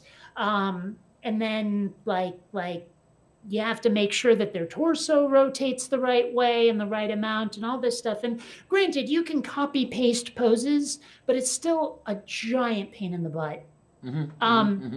Although one thing that was kind of interesting, and I'd never really noticed it until we did it, one of my animation classes was describing the difference between men walking and women walking. I was just because thinking of there's that. very much a difference. Yes, yes. Men have a tendency to bounce more in the middle of their stride. Up, down, like that, right? Where because women tend to walk with hips more, the stride, the top of the head is more even in the middle of the stride. It'll go up a lot less. Yeah. It's interesting. And when I learned that, I started looking more, started noticing more, observing more, and yeah, that is so true. And what's really interesting, and I guess everybody in the world knows this already, but what a lot of people see as the buttocks moving up and down is actually the hips rotating forward and backward. Yeah. So Yep. in order to animate that, you've got to understand what's happening. Yeah. Also, another factor is that because of the difference between male hips and female hips, there's like feet are closer together for women, whereas men, they're further apart because of the shape of the hips. Oh, okay, fine. And so walking looks different for women that way too, because the feet tend to be closer together for each step. And also, if you get that like seductress thing where the feet go in like almost to the side, completely around each other, you know what I'm talking about? Where if you're in high heels, yes. slinky dress, and Or at the very you know. least, 1 foot in front of the other. You're almost walking a straight line rather than two Mhm. straight lines. Yeah. Well, that tends to produce far less head bob as well. Mm-hmm. So I mean, it's you know, when you're an animator, you learn this shit. I got into an argument with someone once where she was so fucking pig ignorant about CGI because she described it as, oh, all you do is hit a button and the computer does it all for you. No. I'm like, are you freaking kidding me? Do you have any idea what it takes? Like, okay, I was watching Good Omens, right, on Amazon. And the way that what's his face, the guy who used to be Doctor Who, David Tennant, is it, playing Aziraphale? The way, or no, sorry, Crowley. Aziraphale was the other guy. Watching how he walked was bizarre because he had this sort of like almost punk stride where he would do this thing with his head as he walked, right? And I can't even do it. But I was like, wow, this guy has a funky walk. Whereas, what's the other one I'm thinking of? Oh, yeah. You know, Sacha Baron Cohen, who played Borat, right? Okay. He had this comedy show, and I don't know if it's still on, called This Is America. And he would get up in all this different like makeup and outfits and stuff and play these different characters to totally mess with people, right? And there was this one character, this like he was supposed to be an ex-Israeli soldier named Iran Marad or Iran Arad, like that. And he put on this makeup that would make his jaw extra square, and he looked really grim and stuff. And when he would walk, he wouldn't just walk, he would swing his shoulders and move his arms like this sort of thing, where he gave himself this almost like really commanding presence, this almost like look at me, I'm a badass uber male type Okay. guy, Mm. you know. And like I couldn't help noticing when it happened because ever since I learned all this animation stuff, you know, but it once you realize how different people's movements are, it can really improve your game as far as an animator, but also you can't help noticing it anymore. Yeah. You know, okay, like yeah. walking around in the world, it's all you can see is this person walks this way, that person walks that way. It's weird. I don't know. Most of life is, yes. Yeah, Amiga Nuts, no, actually, women don't have better shock absorbers. Women make sure to have less shock. Mm-hmm. It's like if men choose the road with all the potholes, women find the smooth one. So anyway, Wolf beef. I should find a picture of that Iran Marad guy. Oh, also, he did man spreading like you wouldn't believe. Oh, you. Oh, they have a side-by-side comparison of his actual face, it looks like. Oh, no. It's a different guy, the guy they think they might have based him on. All right, copy image, put it here, bam, and present now, a window, there. Iran Murad, anti-terror expert. I mean, is that terrifying or what? Just a little. And he had this one thing. He got this politician. Oh, there it is. That's the actual guy. Copy. This thing right here, like he's playing a sort of gun rights advocate. This guy is, I think he's a politician, but I know he's in the NRA. And he had this like toys for tots kind of thing, but it was like guns for tots. And you notice this is the puppy pistol.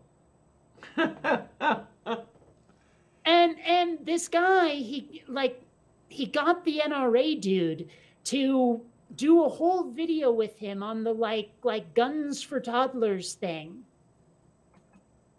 And it's on YouTube. It's one of the funniest things you'll ever see. Oh, here we go. This is the one with the bunny. Oh, for fuck's It's sake. It's like the bunny Beretta or something. I It think they look- call it. That looks like I forget the robot's name. MST3K. Crow, I think.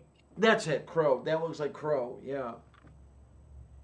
But yeah, you should look up like Who is America, Iran Murad, because man, there's some funny stuff in there. There's also this one dude, like this character he plays, where he puts on like a bald wig, so he just has the fringe stuff, but then he got the ponytail in the back, and like he puts on glasses, and he goes and gives talks to say he's sort of like a suburban hippie type, and he like addresses crowds by going, "Hi, this is my name. I'm a male, for which I apologize."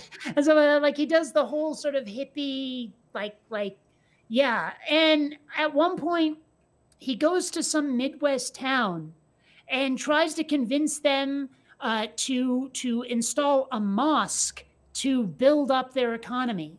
So he gives this whole like PowerPoint presentation on how their town would be different if they had a mosque there. And of course, all these Midwest rednecks are flipping out, telling him how much they don't want a mosque in their town. And it's just some seriously funny stuff.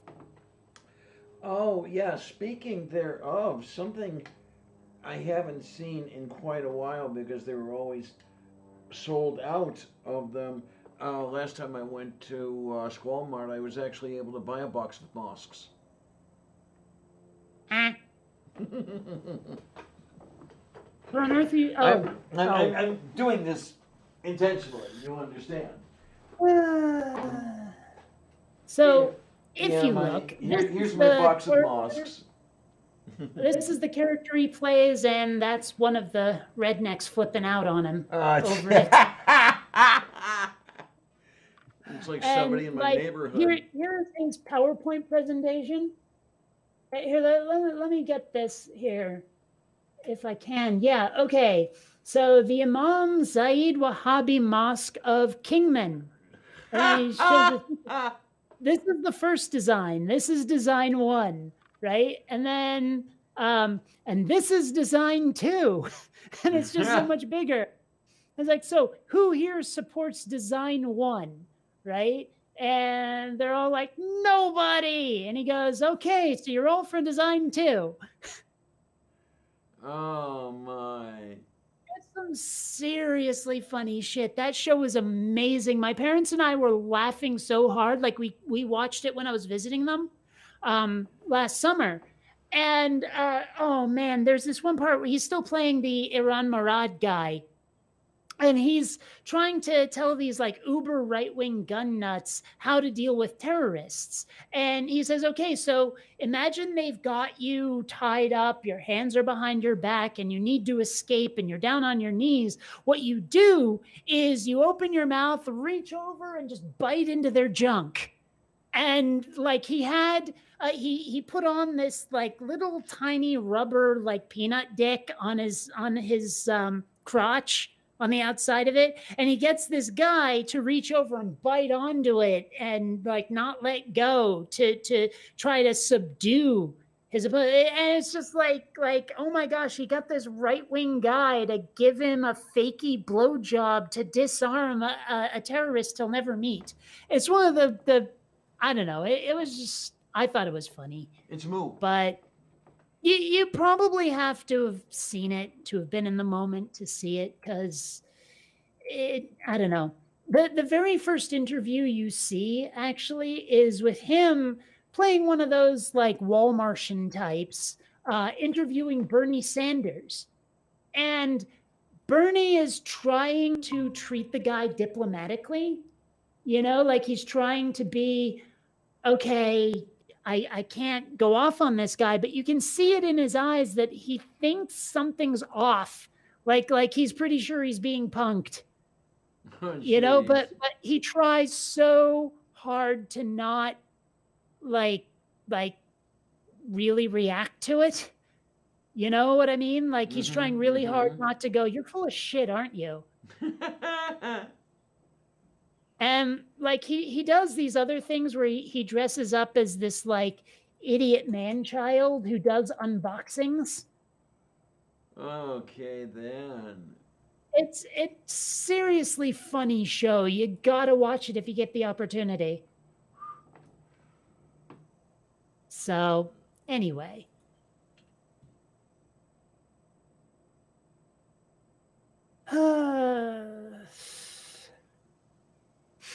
Yeah. Oh, funny thing. Like I'm noticing this. I had to order more of these compressed air canisters for two reasons. Number one, yeah, like Xander is terrified of this thing, I was and gonna so if I need say. to discipline him, I can't be out. But at the same time, there's also a shit ton of dust and cat fur in my computers.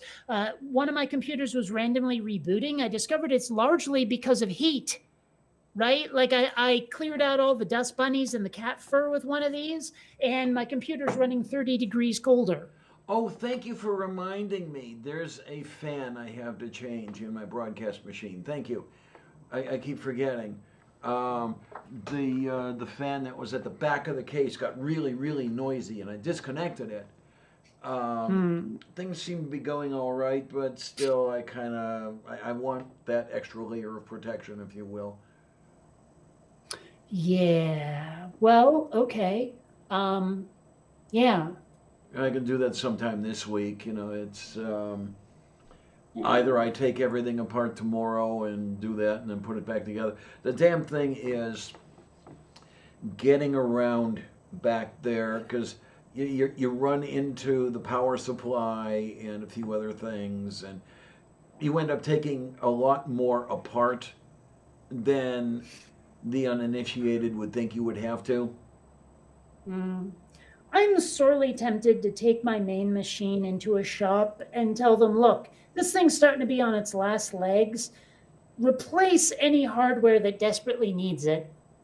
And then they'll look at you and they will say, why don't you just buy another one? Because that's what we're going to have to do. I mean, I suppose I could, as long as they just transplant the hard drive. Oh, That, no, wait a minute. Well, no, there's actually no big difference between Windows and Linux in that respect now. You're running what, Windows 7? No, No. 8.1. 8.1. I wouldn't run 7. 7 is crap. Okay, but yeah, you simply could not lift the hard drive out and drop it on another machine, right? Because identification problems or something? I don't think that is true. I mean, if you can replace a motherboard and a processor, there's you should be able to just take the hard drive and put it on a new one. Okay, then that's a little bit better than. The only problem that I would likely run into is sometimes hardware has OS requirements. Like you can't use this piece of hardware without Windows 10 now. Okay, right. And I know how you're chomping at the bit to run Win 10. Yeah. Not even. That's what I said. I mean, let's be I would totally use Windows 10 if my version of 3ds Max was compatible. And it is not, and that's problematic, right. Yes. One thing I would do if we got that UBI thing is just succumb and get the window or the most current version of 3ds Max that uses the whole you're leasing this program instead of buying it thing. Just because I'd have a whole bunch of extra money to play with. So, I mean, I realize that part of the point behind UBI, there's a couple of them. I mean, there's people who are working class who are right now living paycheck to paycheck will have to spend it, and it'll go back into the economy and genuinely stimulate it, right? But there's a lot of right-wingers out there who are like, yeah, but these people just sit on their butts and be lazy. You know, we can't just give them that money. And of course, people try to convince them, no, no, no, they have to spend it because they don't have enough money. They'll keep their jobs and have the UBI. They have to.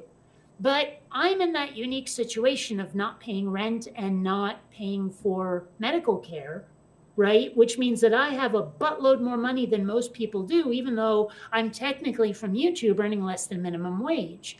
But if I was getting $2,000 a month, which let's face it, is double what I'm getting right now, plus YouTube income, like I might actually say, screw the YouTube income, I'm going animation only, you know, because Yeah. like I've been saying, I'm tired and I kind of don't want to keep doing the atheism thing.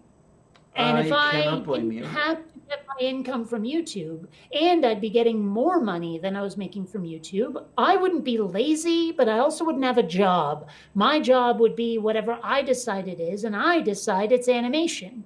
Besides, if I do animation on YouTube, let's face it, that's less of a niche market than, you know, atheism. And Yeah. so that could build my channel even more.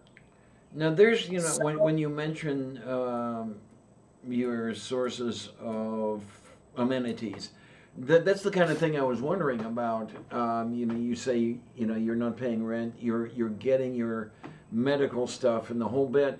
Now, does, you know, I've said it before, and let's keep it in mind here. Would the UBI elevate your income to the point where you're not eligible for Medi-Cal anymore and you lose more than you gain? Okay, as I understand it, no. Okay. Because, I mean, there would be no fair way to implement that. I mean, let's face it, if people are getting a bunch more money, but they don't have like the universal health care that we need, I mean, you can't just take that away from people. That wouldn't stop politicians anyway, but you know, that's another story entirely. Because that's one of the Well, big yes, things that. but we're this close to revolt right now. You can't do it. Hmm. I mean, that's one of the things that concerns me is because, I mean, I miss pre-existing conditions over here. Just, you know, try to get me health care that I could even begin to afford on my own. No, it's not going to happen. I'm nothing but pre-existing conditions, and I Well, would that's- not want to lose what I do have, as crappy as it is. Well, that's part of why I've been so adamantly against both Trump and Biden, is because neither of them will do what we need. Like, not for us working people, boots on the ground people, you know, who don't live in that Washington bubble, that aren't gajillionaires. Right. I mean, we need things that Biden and Trump will not provide. Don't even quite realize they need to provide it. They're very much in let them eat cake mode, both of them. And so Yes. that's why I've been so adamantly against Biden, despite the fact that people are like, well, then you're responsible for Trump. I'm like, yeah, but we need UBI and universal health care, Medicare for all, right? We need both of those things if the country is going to continue. And then Because, I mean, what is the thing, the 3 meals theory, deprive a society of 3 meals in a row and you'll have anarchy? pretty much, yeah. I wish I knew who said that. And then I can just hear the clamoring, though, you know, especially with the universal health care and everything. It's, we're not paying for Clarion's genital surgery. And it's like, you know, fuck you guys. Okay. That's a Here small we- cost to bear. Now, okay, apparently, I really don't think that was only said in Red Dwarf.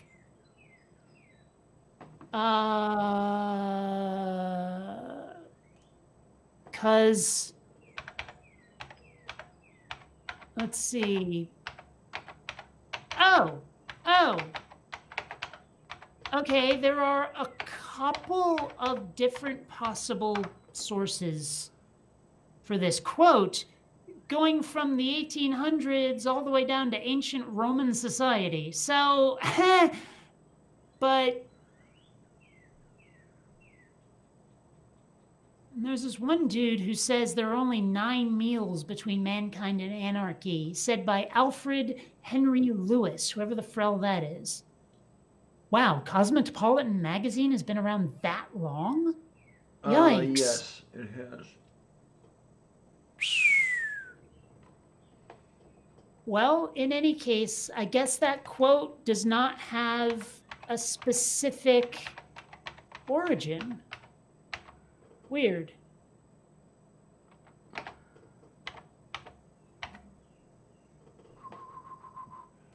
Oh my, oh my, oh my, oh my. Yes, I'm first wondering issue if I date should- 1886. Wonder if I should post about that order of nobility on Facebook now or wait until I get the certificate? Wait until you get the certificate so you can show it. Mm-hmm. You know, with Yeah, a grin on your face, you know. I wish I knew how long it takes to arrive. Like, I didn't get an ETA, I don't think.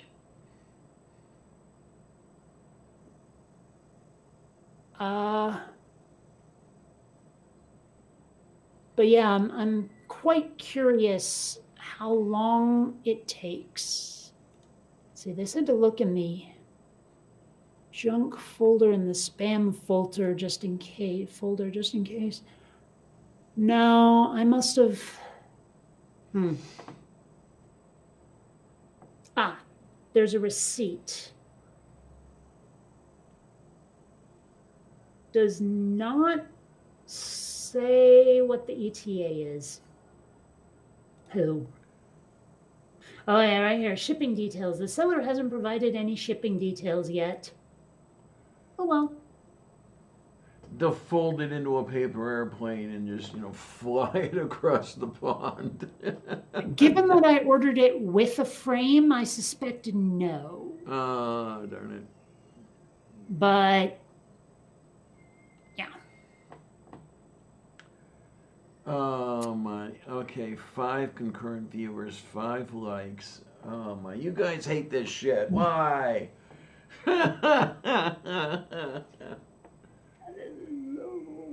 Anyway, here we go. Orders. I can see orders from my account. Yes. Yes. Okay. Nah, it still doesn't say shipping times. Oh well. And yeah, when you're saying that stuff, I'm just hearing the Bugs Bunny yay thing going in the background there. Okay. I don't remember Bugs Bunny doing that.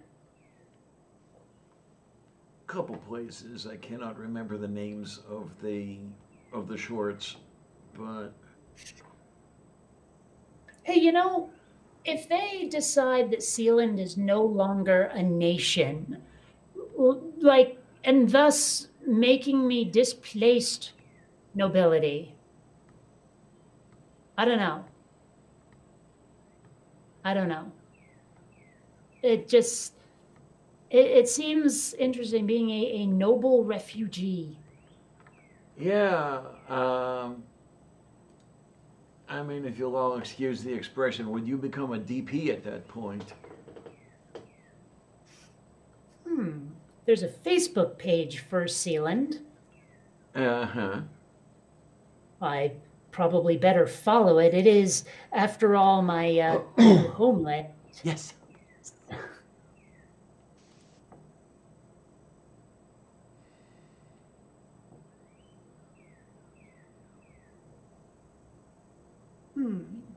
All right. Well, interesting. What the heck Wow. here? All right. There are a lot of links here for City of San Diego government. Interesting. Now Well, this is but- something interesting here. I don't know how the heck this is or isn't. When I broke out the red polish for the Tootsies, I put that up in the picture, and then we have here below it I'm sorry to say, ma'am, that your otherwise innocent tweet has casually found itself trending with a national discussion on racism. Huh? For real? I mean, did that really happen? Okay. Also, nice job on the Tootsies. I don't know. I have a tendency to gnaw on my nails, not so much my Tootsie nails, but still. So I've never really bothered painting them. Plus, it looks Okay. kind of silly. I don't know why it looks silly on me. Yeah, and I kind of get it because I've seen the things that you've done with your face and applying the makeup with Photoshop, and yeah, you look like a China doll when you do that. Yeah, it doesn't work for me. So I just like to go as you see. And of course, okay, were I to try to do the facial makeup thing, I'd end up looking like Bozo, but that's another story entirely. Well, it's not like people don't do that. Remember Tammy Faye Baker? Oh Lord, yeah. Just saying. Oh my.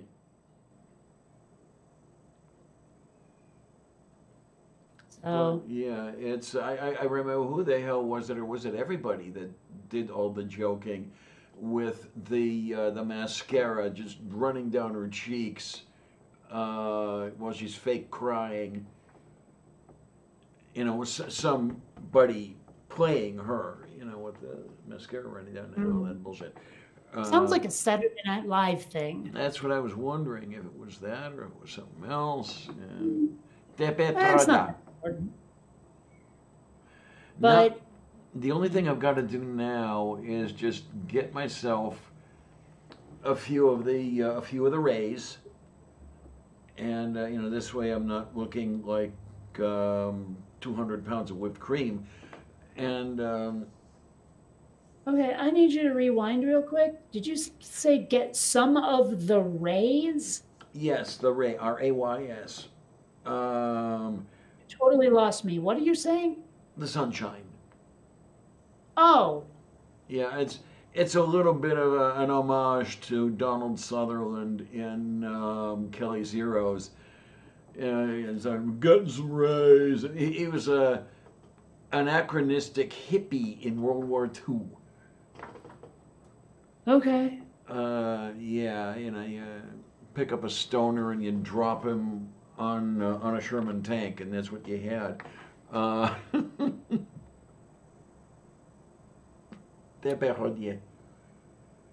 One thing that occurs to me, I do have like Google Earth VR.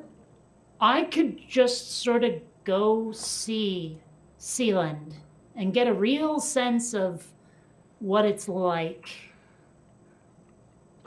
I cannot get Google Earth to work for me. Why not? I don't know. It just refuses to show anything. And I'm trying it At all? Right. It just gives me the opening screen and then the button, go here, and then it just doesn't go there. I'm gonna try it again and see. Maybe something's changed. And I'm using Chrome and everything, so you would think that they would go together.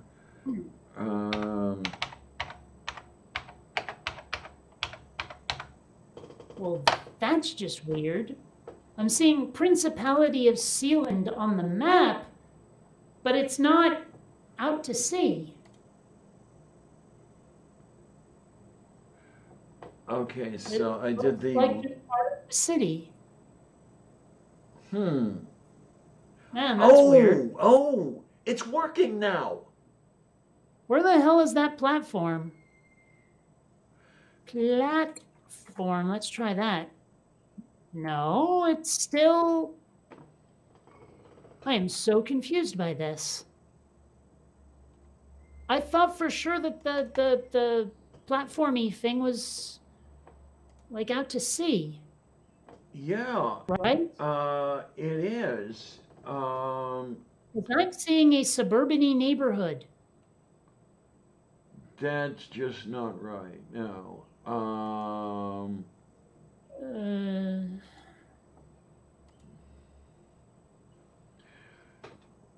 okay, I'm trying to recognize what's going on. It's in the channel slightly north of the Thames, but wait, it's in the channel? It's not out to sea? no, it's yeah, where you might be entering the North Sea by the time you get there, but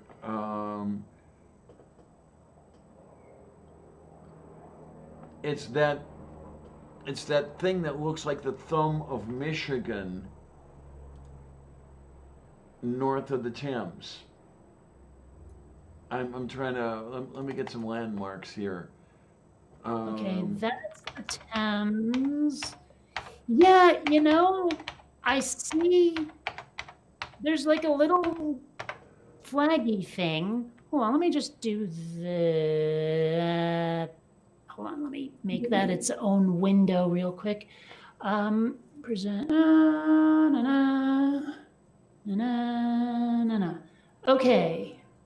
So what I'm seeing is this. That's just Principality no. of Sealand here, but I'm not seeing the platform.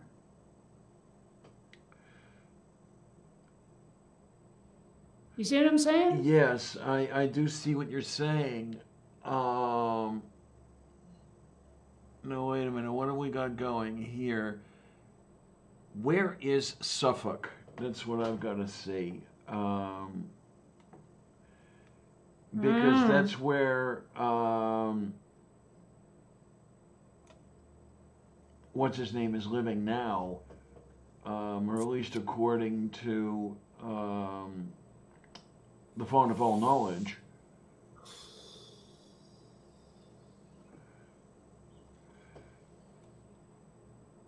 Okay, there's the River Thames. Okay, here we go. There's a flag over here, which might be. Okay. Oh, here's part of why. I'm looking at the different addresses and stuff for Principality of Sealand, and like it's all government offices and country houses and stuff. It's not actually the platform itself. Oh, wait a minute, but this appears to be. Wait, where the hell is this? Okay, That's here, Germany. what it says here, the Principality of Sealand is a micronation located on Her Majesty's Fort Ruffs, a former World War II Monsell sea fort in the North Sea, 10 kilometers off the coast of Suffolk. So one of those flags. How do you spell that? Fort what? Okay, Fort Ruffs, the way it sounds, as in not smooth, just Ruffs. Okay. Yeah, that's not coming up as a thing in Google Maps. That's annoying. Fort Ruffs. Let me just type that into. Yes, I did. That's the name of the platform. HM Fort Ruffs. Where is it on a map? They have a map. There's the map. I see Rough Sands. Where the hell is it? Does that have it? I see Ruff's Tower. Oh boy. All right. Aha, there we go. All right, I see a map. I think I can find it from this map. Let's see here. So that's Clacton-on-Sea. That's Harwich. I don't see either of these. Yeah, I'm looking at them. I gotta Oh, there's find. Clacton-on-Sea. Okay. I have to find a way to show it to you. I can see Harwich here. No, I got it. I got it. Oh, okay. So, And the it platform is due east. yeah, no, it's all on that map I found. And I'm totally not seeing it at all on Google Maps.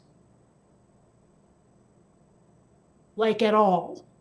Let me try. Well, let me give Google you. Earth Pro, because Google Earth Pro has a much better 3D view, and it might be in that.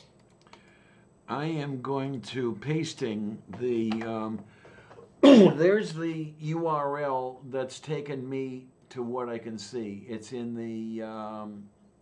It's in the yours sidebar, not the YouTube's sidebar, but yours. Maybe you can get somewhere with that. I typed in HM Fort Ruffs and it doesn't understand it. Let me try just Fort Ruffs. Well, no, apparently there's a rough fort and a rough castle, but those are nowhere near what I'm looking for. Let's see, that's kind of it, but oh yeah, that should totally be, aha! No, wait. That says Verve Venue Melton Hill House, whoever the frell that is, but it looks like it's in roughly the right spot. What happens if I just type in Sealand? Well, no. Let's try, okay, Sovereign Nation of Sealand. Well, that's Principality, though. That's what it's called. Well, here's sealandgov.org, so that's the right place, but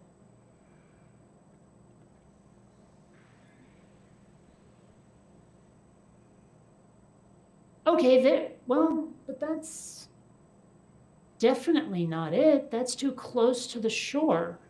But they claim that's it, so I can't get a street view on it. Oh, wait, yes, I can. Well, no, it's a 3D representation. It's not actually street view. Ah!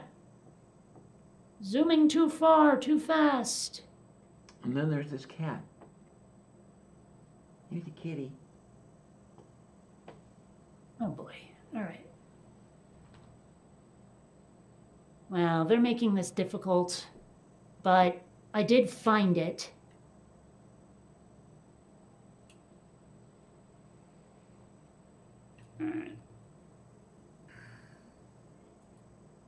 All right, well, I'll have to do it in Google Earth VR later,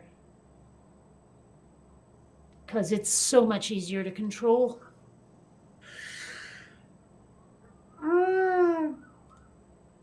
Yeah. Uh-oh. Yeah. Somebody goes night night. No, I just needed to stretch. I've been sitting here way too long. I should probably think seriously about food. Like, so far all I've had today is a Red Bull. Oh my, oh my, oh my. Considering it's, lunchtime already. Wow, is it really like 10 of 1 here? Yikes. Yes, it is. We've been at this for a few minutes, haven't we? Yes, we have. We're getting good at that. We're doing pretty well with the marathon live streaming here. Which, no Oh, big. I completely forgot. I bought a big old frozen bag of hash browns. I should have that for breakfast. Oh, nothing like hash browns. Yeah, absolutely. You know what? No, it's exactly what I wanted. You now remind me, because I have some actual potatoes in the little baskets that are hanging from my kitchen ceiling. I could actually make breakfast with hash browns included. Yeah, the problem with that is it's like work. I don't want to do work. Aw. What? It sounds, like work. Let me see if I can, let's see. Ah, that's a way to do it. See if I can find exactly the stuff I bought. Yes, there it is. Moo? That's a pretty low res picture, but we'll make do. So,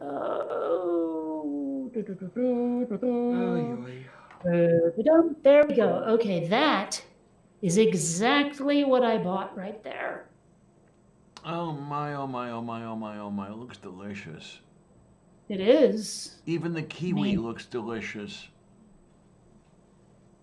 Yeah, it didn't come with that. Like, it's not included.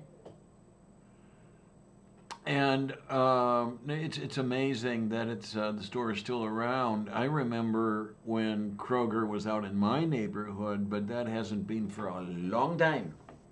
Well, the thing is, though, that Kroger is the parent company of so many different like QFC, aka Quality Food Centers, is a Kroger company. Ralph's is a Kroger company, or a Kroger store rather. So, I mean, like, there's a lot of places to buy Kroger stuff that's not necessarily called Kroger. Okay, because we used to have supermarkets that actually had the signage that they were Kroger supermarkets, but that And hasn't that might been still be a thing, but that hasn't been for over 40 years. You know, they went kind of into the sunset. well, that's the thing though, is did they really? I mean, for all we know, you've got a store somewhere near you that's totally a Kroger store that is not, you don't necessarily realize it. Like here, I'm looking at what is this? Chains owned by Kroger. What is it? Is that Dillon's, Food for Less, Fred Meyer, Fry's. Oh wait, these aren't all food stores because Fry's is electronics, or is it? No, I guess it's not only that. Although that looks like the regular Fry's logo. I know Fred Meyer is more than just grocery. Whatever, it's not important. Kroger, The Little Clinic, Mariano's, QFC, Ralph's, Roundy's, Ruler Foods, Smith's, and Vitacost. Now, according to this, there are still Kroger stores, and Payless, Owens, and JC are variants upon them. Moo. But yeah, so you can still find a Kroger store if you want it. Yeah, I got to look at the thing to see where is. I mean, assuming it's important. Oh no, it's just curious. Let's see. Oh, yeah. I should probably type in. You're in Philly, right? No, I'm in Where are you? Pittsburgh, Pittsburgh. other side Okay, of the that state. works. Yeah. For some reason, I thought you were in Philadelphia. Pittsburgh. Is there an H on the end of that? Yes. There is. Mm-hmm. Looks like there's still a Kroger store in Pittsburgh, unless I'm reading that wrong. Hold on. Kroger stores location. Oh my, oh my, oh my, oh my. No, we don't want that. Yes, but that's Ralph's. I'm not looking for Ralph's. Oh well, they're gonna make this difficult, aren't they? Yes, they are. It's fine, 'cause Okay, when I here we typed go. in Philadelphia, because I thought that's where you were, I typed in Philly first and got nothing but Philly cheesesteaks. The closest one I see when I look at the Kroger store locator is in Weirton, West Virginia, which is about 40 miles from here. Yep. Seeing that. Now, 100 St. Thomas Drive. Yes. Mm-hmm. You know, it's funny. There are places in Vermont that I'm assuming are named after British places, but like Killington and Rutland. Rutland, I know there's a Rutland in Britain. But I keep looking at them and I keep wanting to call them other things, like instead of Killington, Murderington, and instead of Rutland, Falkland. You know, things like that. I don't know. But there are some crazy ass British town names like Walton on the Naze or whatever. It's like, what the frick are you people on?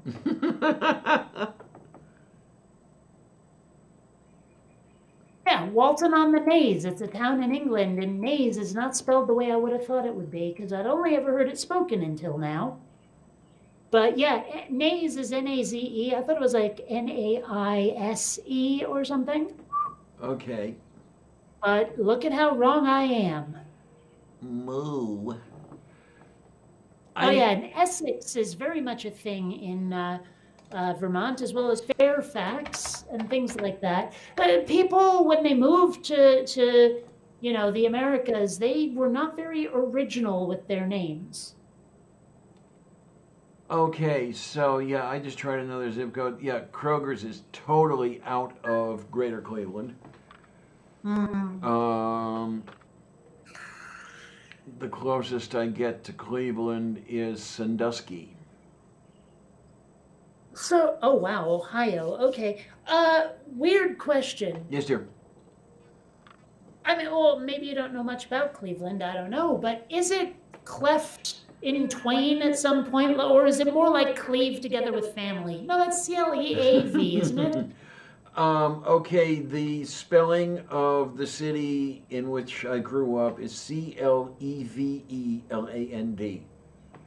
There are some Clevelands which are spelled Cleave, but Okay, not the but one I'm from. I'm just wondering at the name, though. Like the origin of the name. Oh, it's a person. Moses Cleveland. Oh, well, that stinks. Now, Yeah. now I have to look up the origin of his name, and wow, is he an ugly fucker. Uh-huh. Oh my gosh, that dude's ugly. Well, I'm sorry, but here, let me present now a window, and that is not what I thought I was getting when I pasted that photo. Let me see here. Copy image. No, it keeps coming up the same way. It keeps coming up as a photo negative of what I'm seeing. Is there a way to image? I don't see an invert colors. Oh wait, swap colors. No, that doesn't do it. That's just for RGB. Damn it. Ah, wait, effects. No, that doesn't have an invert either. Oh, this is such a pain in the ass. Fine, download the fucking file. And Man, strangely enough, I hate it when you can't just copy paste. And it comes up the same goddamn way. Son of a... Fine, I'll just show you guys what I got. Present now, window, this, go. It doesn't look like what I'm seeing. Here, I got a better idea. Present now, a window, this. There. That's the guy. Yep. Not exactly a looker. not the is he? prettiest guy on the planet, no. And it's really interesting that his name was spelled with an A, but somehow that A was lost in the name of the city that he founded. Yeah.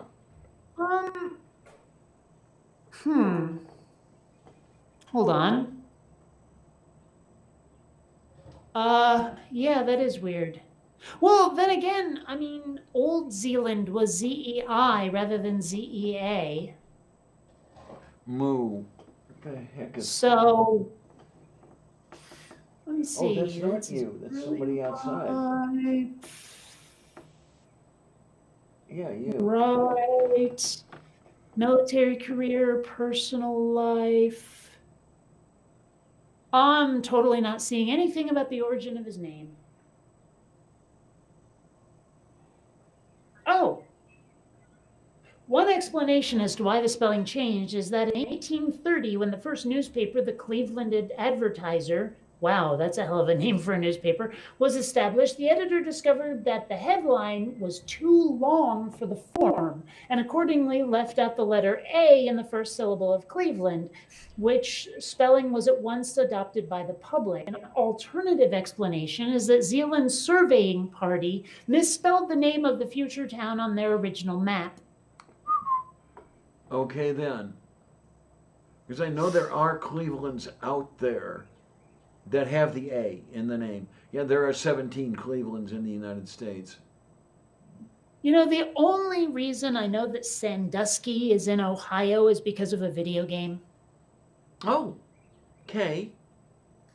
I'm pretty sure it was the Leather Goddesses of Phobos, but it might have been. Oh, God, but I remember that. It might have been Planetfall, but one of those all text adventure games took place in like Upper Sandusky. It was probably Planetfall then. I'm going to look it up. I don't remember it being in Leather Goddesses of Phobos. No, I had Leather one of Goddesses the of original. Phobos. Say Leather again? Goddesses of Phobos. It Says is? right here, the game begins in Upper Sandusky, Ohio in Oh. 1936 and is presented in the manner of a science fiction serial of that time.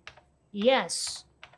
Oh my! I had one of the original box versions that you got in the '80s, and then I found a copy of it on one of the abandonware sites, which I still have around here somewhere. I loved that game. Mm-hmm. But yes, I was right. It was the Leather Goddesses of Phobos.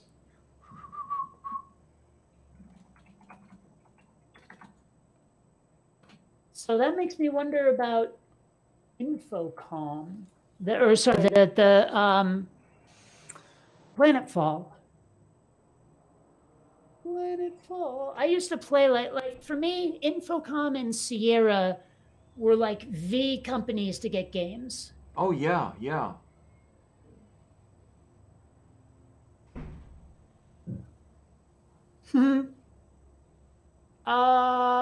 It does not seem to mention Upper Sandusky whatsoever in Planetfall. Okay then.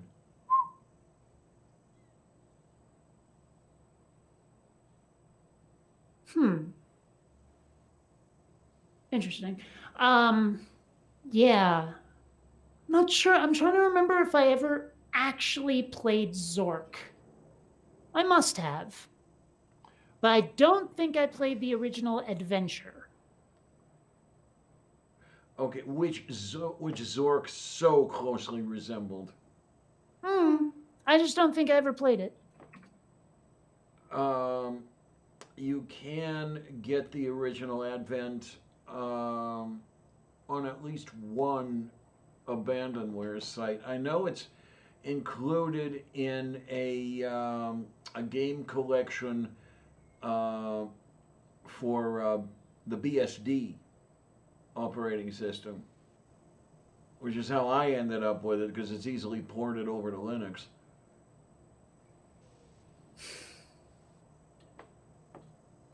Well, I do think that you can get it pretty easily.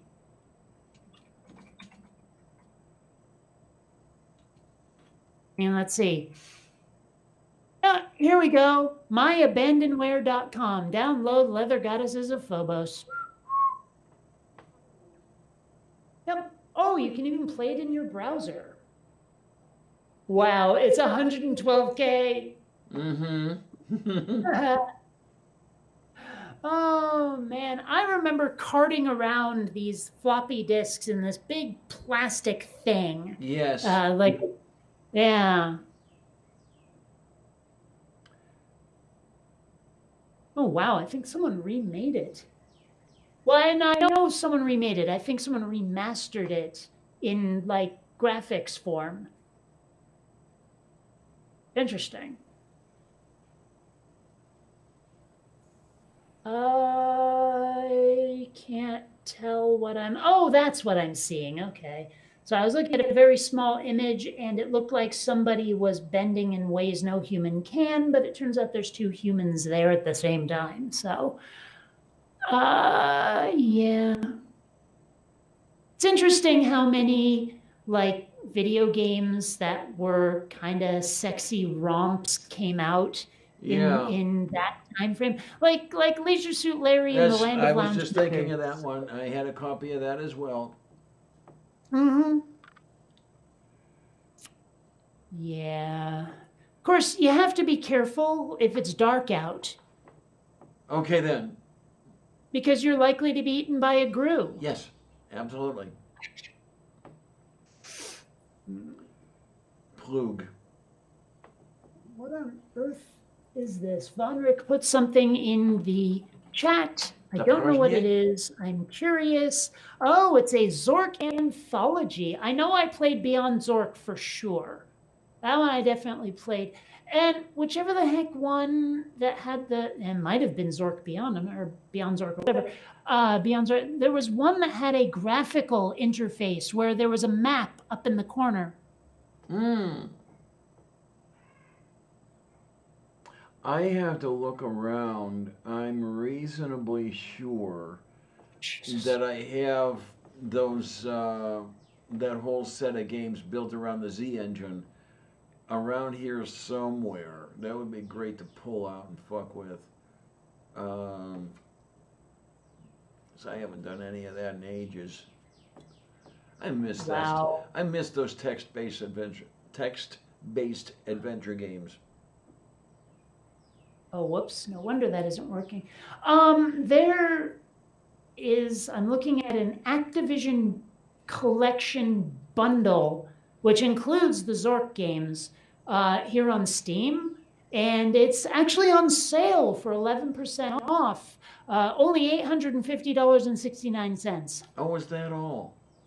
I mean, granted, it comes with a metric fuck ton of games. Oh, Return to Zork is, I think, no, that was the graphical one. Never mind. That was the other one. Never mind. But let's see. It comes with like multiple Call of Duty sequels, SWAT 2, about 8 Zork games, Pharaoh and Cleopatra, Return to Krondor. I mean, like let's put it this way. There's about 2 or 3 pages worth of games in this bundle. But Many of them are still, ones I would never, ever, ever, ever, ever, ever play, but I mean, it's, still, $900 is a lot to drop on some games. For me, anyway. this is an interesting one. There's this one called Geometry Wars Retro Evolved. And I got to tell you, it looks like some interesting sort of like 1980s vector graphics kind of game. Okay. And I think that's neat. Like, here, take a look. Is there a way to pop this out? Yes, there is. Excellent. Okay. I'm telling you, that has that 80s vector game. Like, it looks like asteroids on acid. Yeah, okay.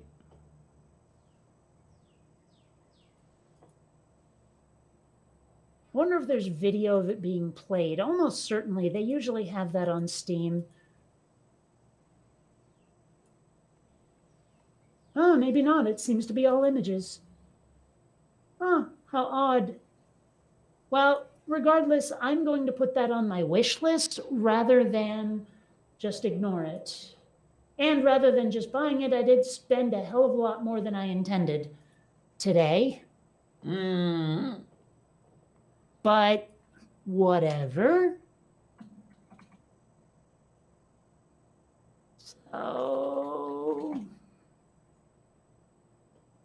oh wow. Apparently there's multiple, like there was at least 2 sequels. This one has video. Let me turn the sound off though.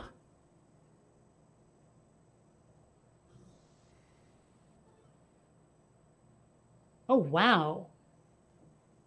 Oh, wow, that looks really neat.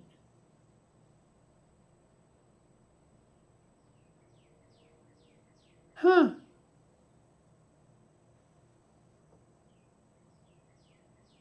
Well, to be perfectly honest, though, I think I liked the first one better.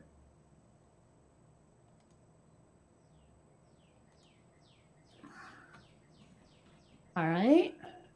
Well, that's just weird. There's Geometry Wars Retro Evolved and Geometry Wars 3 Dimensions Evolved. I don't see a 2. Maybe they just named it 3 because 3 dimensions. Is it maybe? I mean, I'm just guessing. Yes. But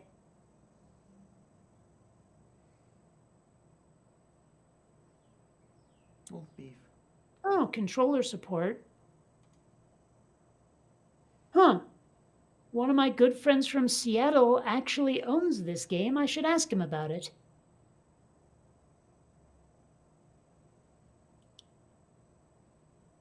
Huh. Lot of positive reviews.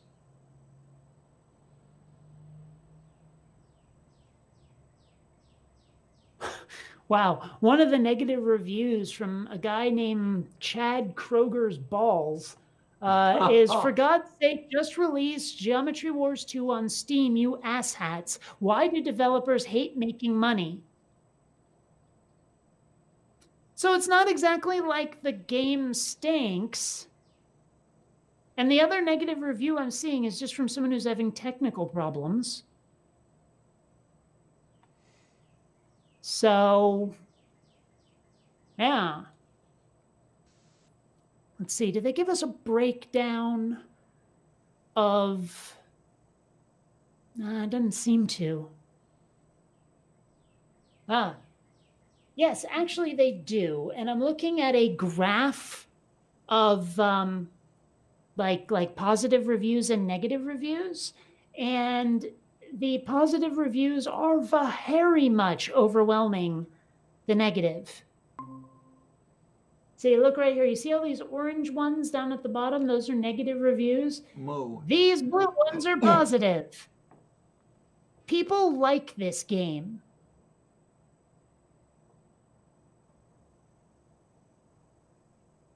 So, yeah.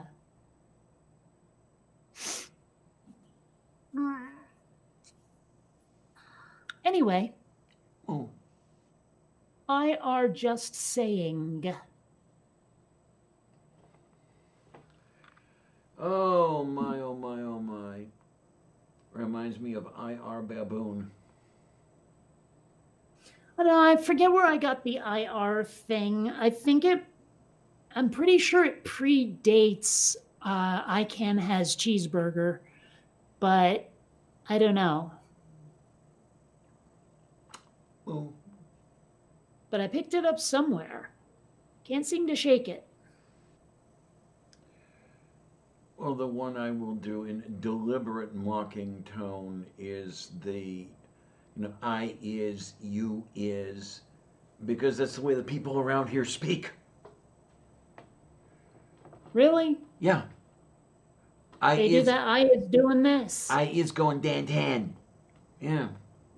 I mean, like I have heard people say eyes, like not I is, but it's like I apostrophe ZE. Mm-hmm. Yep. I's gonna go, rather than I is gonna go. I's gonna go. You know. Yeah, it's It's kind of similar to the use guys, YOUSE. Hey, use guys, what you up to? You know that. yeah, Brooklyn, Philly, that sort of thing. Yeah. Mm-hmm. Now the whole. I know people will think I'm terrible, and yes, that's only because I am. But the way the people around here in the immediate environment and the immediate environs speak, it makes them sound so ignorant. Hmm. Well, they do openly disdain any sort of education. Well, by the same token, whenever you get like, man, I hate to say it, a southern accent does make you sound really dumb. You could be the smartest person in the world, but if you speak it like you're from Alabama, you just sort of sound like a dipshit. And it doesn't help. You got those guys from the, World Video Bible School who say evidences. You know? Yeah. We have lots of evidences for this theory. No, you don't. You have lots of evidence. Evidences is a verb, not a noun. Yeah, I think evidences as a plural noun is an archaic form, which gives you an idea of what may be happening. Well, around here. No, see, I think they're just stupid. Well, I think that they too. don't know that it's wrong. Now, around here, if you insert yourself into affairs that are no concern of yours, you are nebby. Nebby? Nebby. And when you look up Neb, it is an archaic form of nose. So these people are saying that you're nosy, but they're doing it in a manner that is 200 or 300 years old.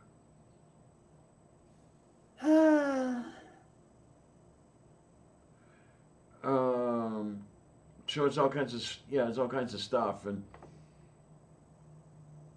well, they're very provincial around here anyway. So yeah, it's they like the way they do things, and they're just going to do them, and that's it. Yeah.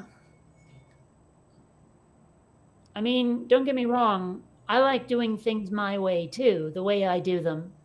But, like, when I know something's absolutely wrong, I try to only do it for, humor. Mm-hmm. Well, to give you an idea of the provinciality of this place, if you hammer a stake into the ground in Point State Park, which is the area of land that is bounded by the three rivers. You have the Allegheny River to the north, the Monongahela to the south, which join to form the Ohio. So it's actually a point. Hammer a stake into the ground.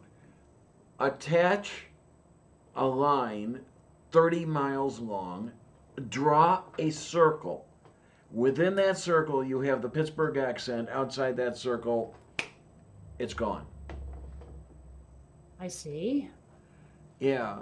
Oh, hey, Von Rick. Yay. That person? Sorry, I got an invite on Steam, a friend request, and it was Von Rick. Okay then. I have accepted this invitation. Da Brozhnie. So, wow. There are a lot of online people right now that Surus is online. On Steam, I mean. Wonder what he's playing. I don't actually see if he's playing anything at the moment.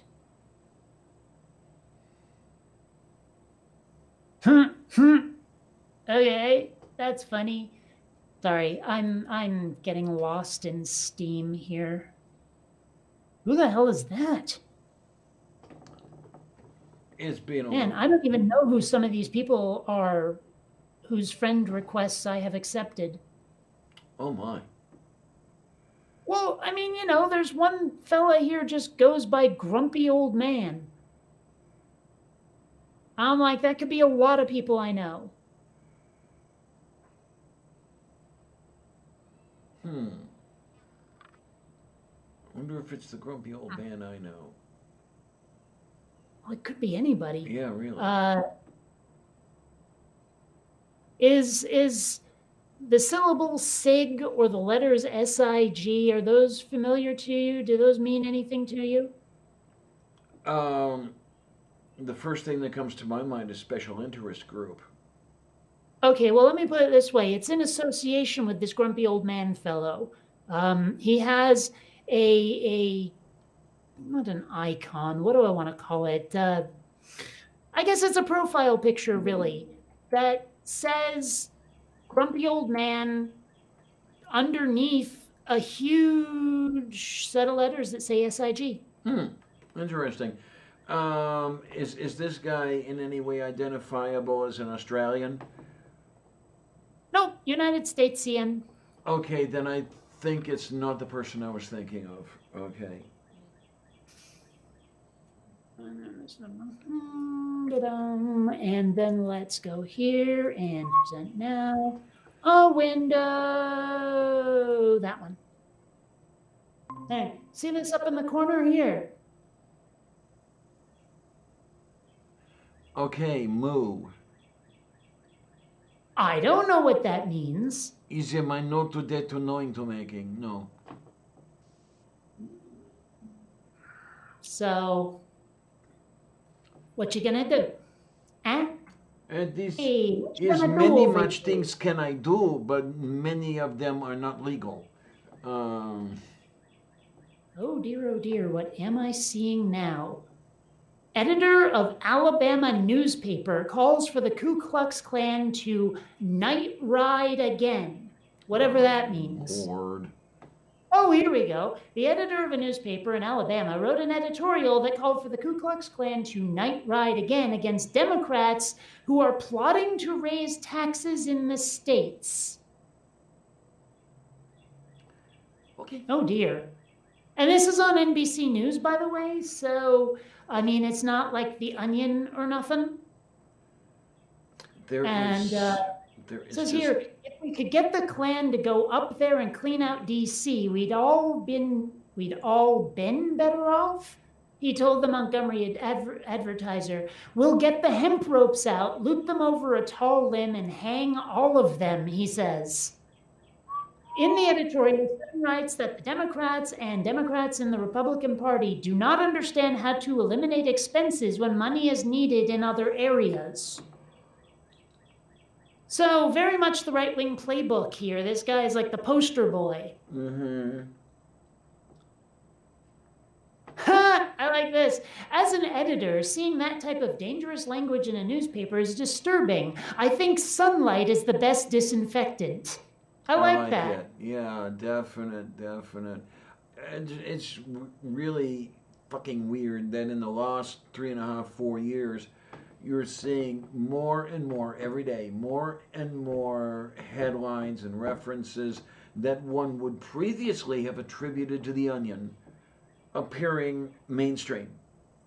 I check the URL every time I see an article now. And I wish I was kidding. I get it. Every last article I have to look.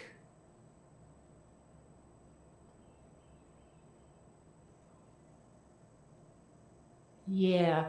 I mean, it's just like, man. Well, one really good thing, I think, though, with all these like skinheads and clanners and neo-Nazis and all these guys, skinheads, all these guys coming out of the shadows, lets us know who they are for later. Like, I know they feel emboldened by Trump and by the state of the union these days, the state of the government. But that's not a genie you can really put back in the bottle, is it? Right. So if right. we start seeing a more left-wing government, a government that actually cares about, equality and all those principles, we're going to know who needs to be kept away from power. Yeah, absolute. Don't mind me. I'm just getting some sodium bicarbonate here. I'm needing more. I'm needing more and more of this stuff as time goes on, and I don't like it.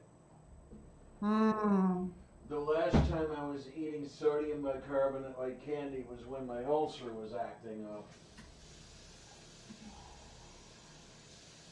I really hope I'm reading what Von Rick just wrote incorrectly. Yes, I did. Okay.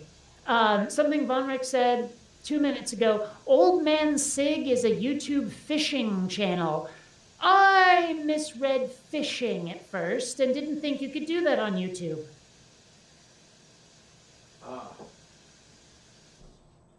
You're not getting it, are you? Yeah, I saw the fishing channel. I take it. Did he want to spell that with a PH instead of an F? I misread it as fisting. Oh, Kalokobastinier. Yes, well, you can understand my bogglement. Yes, indeed he does. Very, very, very moo. I was supposed to be on another stream with Mama Atheist today, but she's sick. We're probably doing it next week. Unless, of course, she's sick with COVID. In which case, who knows? Just saying. Moo. I love it when there's these video games that are way freaking cheap. Like there's this one that's on sale for $2.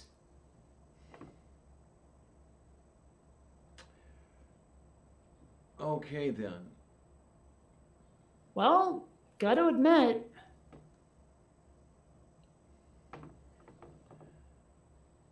Hmm.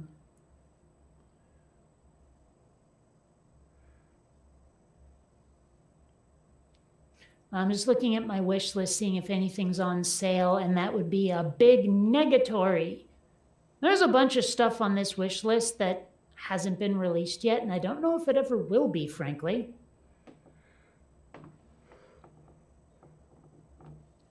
But whatevs.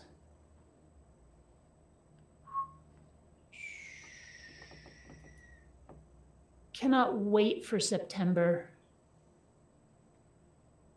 Because then Cyberpunk 2020 finally comes out. Oh, I've been looking forward to that game for like really long time.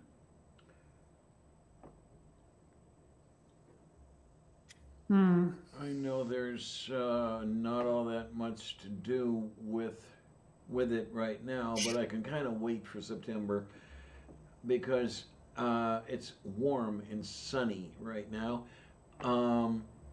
That's so much nicer than the sort of stuff that happens toward the end of the year. The sun is actually out. The sky is blue out there today. I might have to go out in it.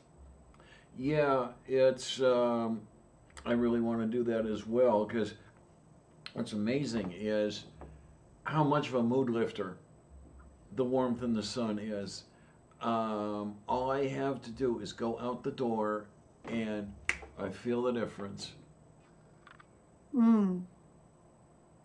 Even if it means going out into this neighborhood, I still feel the difference. You know, I don't know if my eyes changed after so long in Seattle or what, but I actually find the sun a little painfully bright in my eyes when I go out. But the thing is, when I wear sunglasses, I mean, it's pretty okay right up until I start putting on the mask for the COVID. And now I start looking like I want to rob you. Okay, then. You know, I mean. Well, there's the interesting thing. Yeah, I've seen the occasional article about how folks with an abundance of melanin are finding it difficult in these COVID times, if you will. Because you have to wear the masks, of course, but wearing a mask while black isn't exactly advisable. Yeah, there have been a lot of people who have been commenting on that.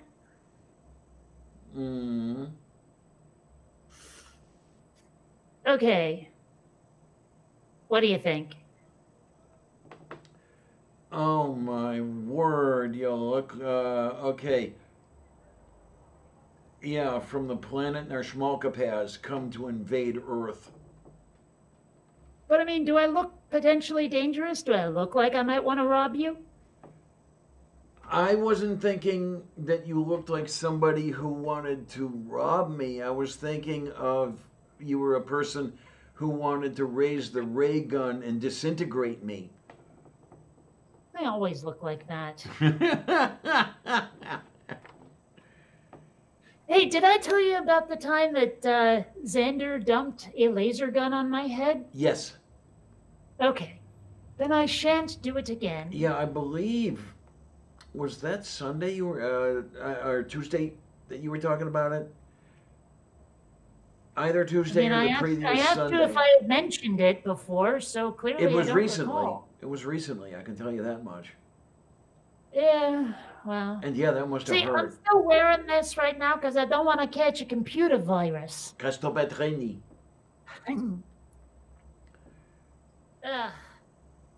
Yeah, I think I can rock the plaid chic, though. I don't know. I like the sunglasses. I think they look okay without the mask. Okay then, yeah. Oh my. Sort of out of this world intergalactic film type thing. I don't know. Anyway, like I was saying before, I really ought to go get food. So I'm gonna see You and I later. both, really. Yeah, when you get down to it. So, love having you here every time. And you be good, honey, and take care. Oh no, And no, not honey. My lady. You're oh, supposed that's to call me right. my That's lady right. now. Your ladyship, or whatever the hell. I love I'll it. see you later. Take care, Ann. Oh my! And then here we are at St. Alfonso's Pancake Breakfast, where I stole the margarine. Let me get rid of. Okay, now you only have one view of my ugly mug. Oh, boys, yeah, boys, yeah, boys, yeah. Yeah, Bonrick is right. It can look dangerous with that damn thing. It's just in what manner. So, listen, kids, I want to thank everybody who's here, and I want to thank everybody who's not here. Is my usual habit.